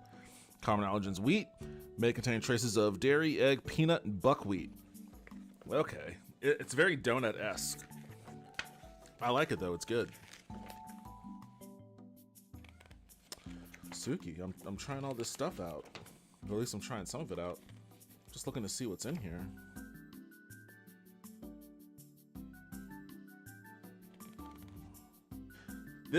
Okay, so this here, this is Shiso Senbei, or Shiso Senbei. These bite-sized pink rice crackers are dipped in premium Japanese sugar and shiso before being finished with a nanko pickled plum powder. The fresh aroma of shiso leaves wonderfully complements the cracker's sweet and sour taste. Sweet and sour taste. No allergens, but may contain egg, dairy, wheat, shrimp, soy, sesame seed, or sesame and squid. So I guess this has a seafood kind of flavor to it, like a seafood chip. Fascinating.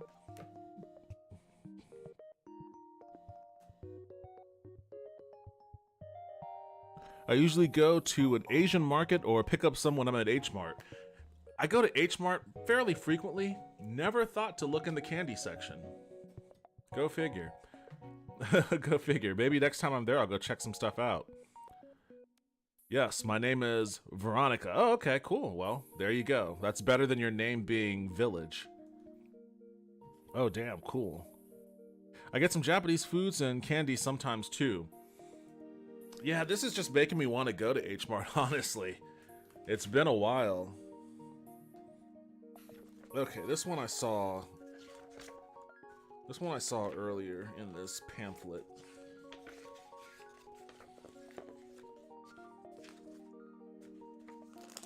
Okay, what we have here, it looks like a pound cake. Oh, I don't know if I'm getting good focus on this.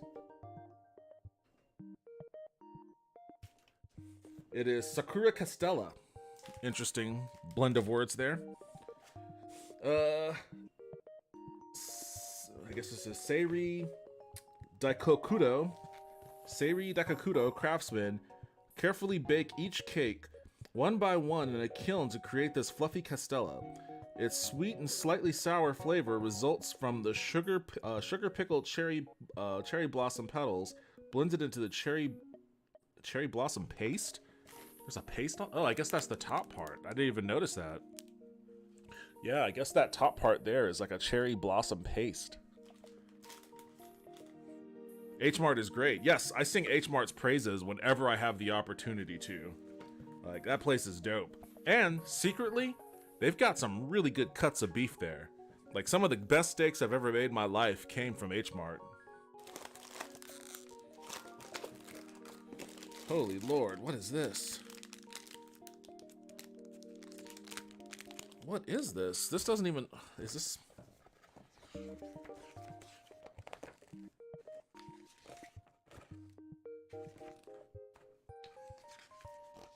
This looks like a... It's like a... I'll show you in a second. It looks like a snow globe, honestly.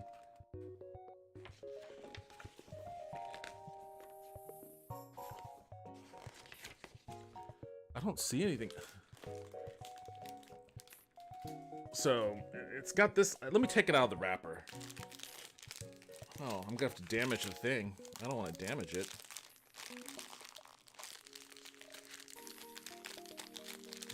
Guess I don't have a choice.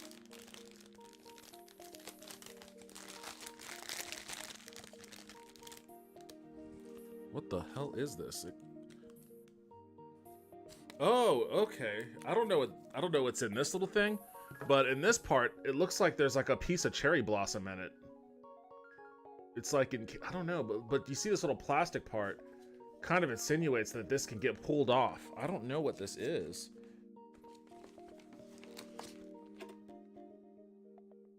Oh, it's this thing right here. It's a food. It's like a... You can see that with the spoon. It's like a jelly.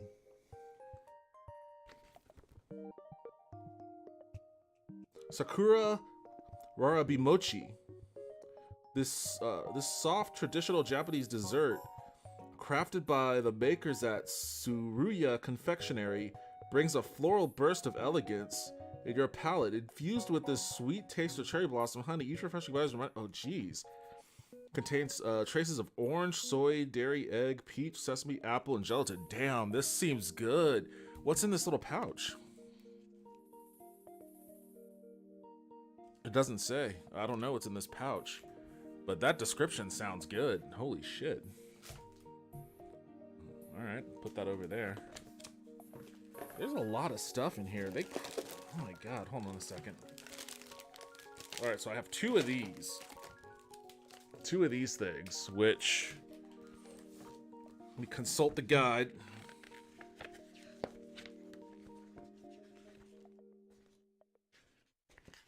You know, for this box of stuff, it was only like 30 bucks. So it wasn't like super expensive. But like some of this stuff is pretty neat. I just want to know what this is.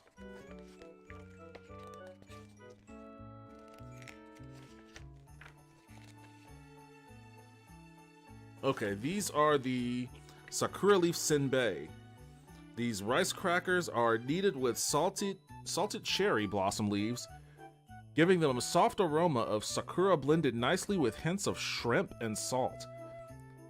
Common allergens, wheat, shrimp, soy, may contain traces of crab, egg, buckwheat, dairy, and peanuts. Okay. So this is a rice cracker, like a seafood flavored rice cracker. That's interesting. And then these are cookies. I could tell just by looking at them that these are cookies of some sort. It's like a chocolate one and like a vanilla one or something, but I'm sure that cherry blossoms have been integrated into them in some capacity.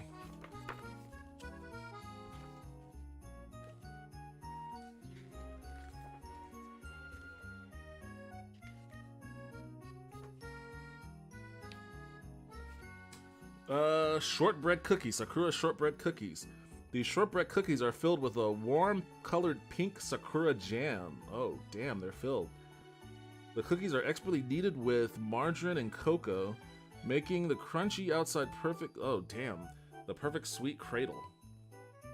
May contain peanuts, orange, kiwi, peaches, apples, bananas, and sesames. Okay.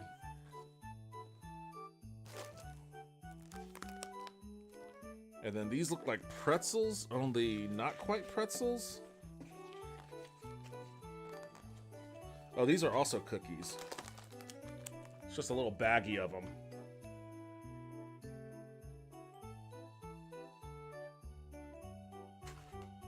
Sakura cookies. These crisp and crunchy cookies are carefully made with cherry blossoms and Hokkaido wheat. Oh, interesting. Giving them sweetness and golden brown color with hints of pink. Don't unplug my mic, Suki. Those look and sound good. Yeah, all of this kind of sounds amazing, honestly. Alright, this is just like a bag of pink salt, it looks like. I don't know what that goes with, but it was in there. Okay, here's the tea. It's the Sakura, so I can get a better. The Sakura sweet tea. I have a couple of packets of those. I have some other cookie that looks like it was crumbled up. It got crunched up in the shipping. Oh, so the Sakura sweet tea. Experience a small taste of hanami during your afternoon tea. This slightly sweet tea contains real cherry blossoms that bloom in hot water, creating a gorgeous bouquet of all the senses. Oh, okay, cool. So they have a picture of what it looks like. I guess the flower that you see in there, and this side here, I don't know if you can see clearly. I guess that flower is inside that package and it blooms when it's steeping. That's kind of neat.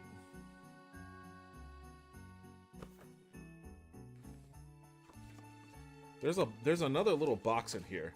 I'm very I've noticed it a while ago and I'm very curious about what's in there. I'm working my way down to that box. Okay, so this is the rice crackers. This one that was all busted up, these are rice crackers. This crispy and soft rice cracker is made with Seto Island salt, or Seto Shio. Its mild, deep flavor is balanced with the refreshing plum flavor with a hint of bonito. Interesting. Contains shrimp and mackerel. May contain traces of crab, wheat, egg, dairy, and peanuts. Okay, I got 2 of those here.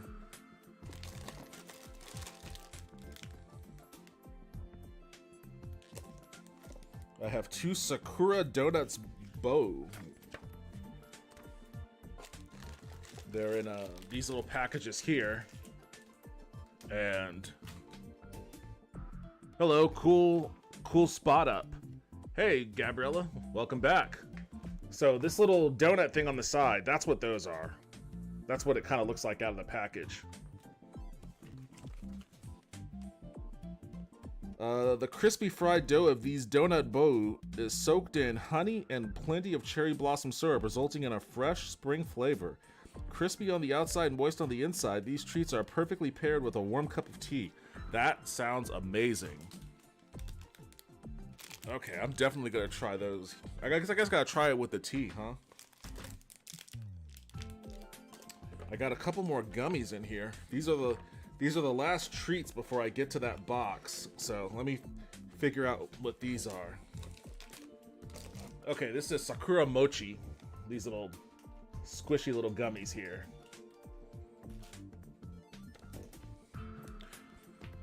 We're wanting to plant a cherry blossom on our property when the weather gets warmer. I guess Colorado is probably a pretty good climate for that, huh? That would be awesome to have. This chewy mochi is lightly sprinkled with an iridescent powder, making it glisten in the light. The sweetness of these pieces combined with the floral notes of the cherry blossoms creates a harmonious balance of flavors and textures. Interesting. May contain traces of wheat, egg, dairy, walnut, apple, orange, peach, banana, and gelatin. I mean, that sounds good too. All right, what is this? I'm at the bottom. This is the last thing in the box. Had all of those goodies, and then this package right here. So let's see what's in this box.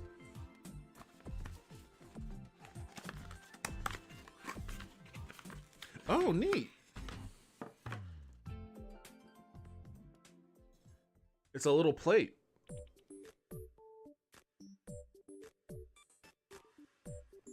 What do they have to say about this plate?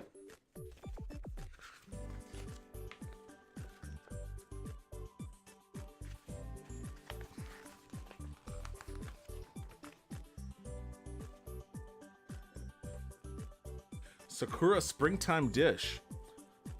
The surfaces of the dish serve as the perfect backdrops for the soft cherry blossoms. The pink petals seemingly float across the dish surface, freezing for beauty. Sakura, enjoy one of these unique patterns. Okay, so they just say it's just a dish. Just a dish. Maybe we're really at high elevation. I guess that's true too. It is a higher elevation than Japan. It's for your tea. I guess I would need to get a appropriately sized teacup for this thing then, huh? I only drink I drink all of my tea out of coffee mugs. I don't really have like a teacup, but I would need to get like a small teacup for this thing. Okay, cool. So that's everything that came in my Sakura box. That's pretty neat. I actually kind of like it. I mean, a lot of it, it's all, you know, shit that, you know, probably shouldn't be eating. Junk food, really. But it's classy junk food. It's the classiest junk food. I like it. I'm probably the most curious about this one though. This gelatin with the flour in it. I'm curious about this guy. We'll have to see how that one goes down. There's a lot of stuff in here. Let me try my best to package all this stuff back in here. Again, 30 bucks. Not bad considering all the stuff they jam in here.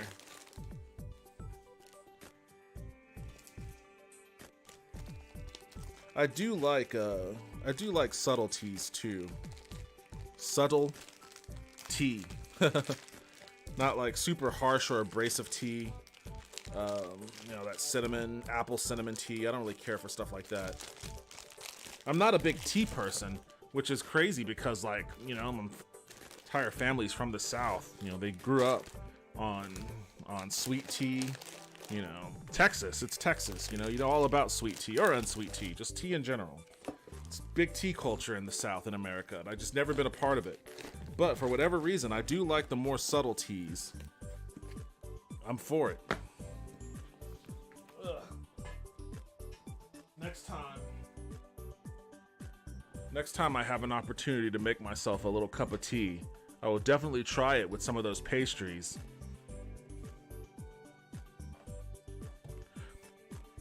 Yeah, I don't drink coffee. I drink water and tea. I used to drink coffee more often. I used to drink it in the morning before work because there was a really nice vegan coffee place next to my work, and I liked how they made my latte. I would get a latte there. I'm not much of just like a black coffee or anything like that. Absent that place, I just don't drink coffee. If I need a caffeinated drink, I have my Coke Zero, or I do a Earl Grey. I do an Earl Grey hot. Tea Earl Grey hot.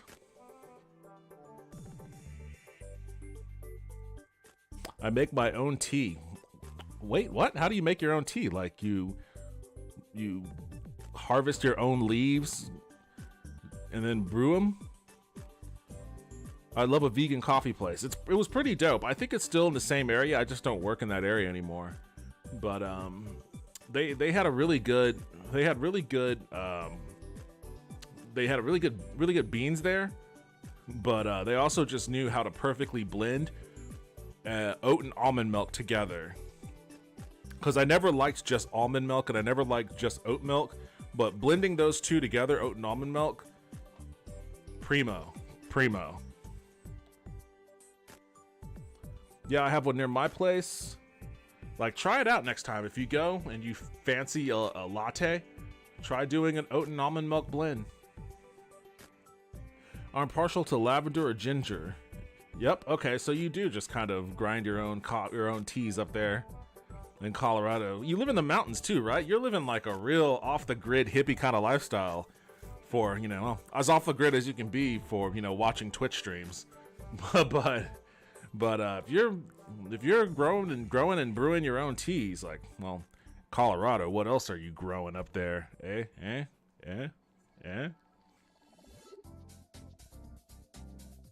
I'm going to have to try blending oat and almond milk. Do it, man. Do it. It's good.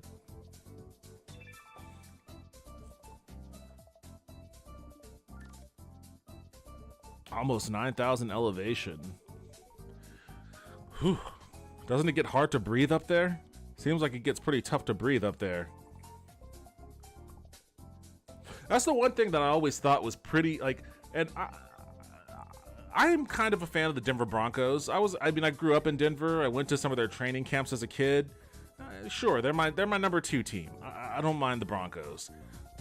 I always thought it was a little bit unfair that their stadium was at a higher elevation than all the other stadiums, and like players would go there to play football and like just be winded and just be gassed. They're like sitting on the sidelines with oxygen tanks and shit. And it's like no other stadium has this kind of advantage. You know, and these players are used to practicing in the elevation and shit. It's like, this is a little bit unfair.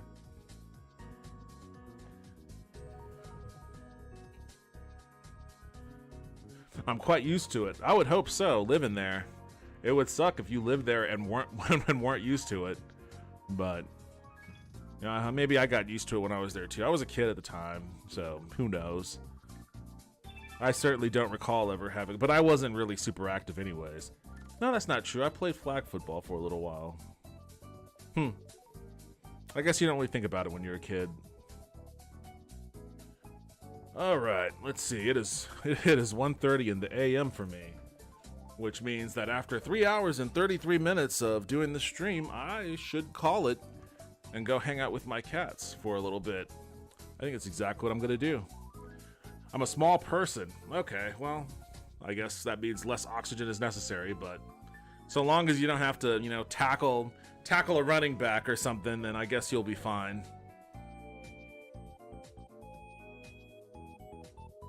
Small lungs don't need much air. Well, so long as it stays that way, I suppose.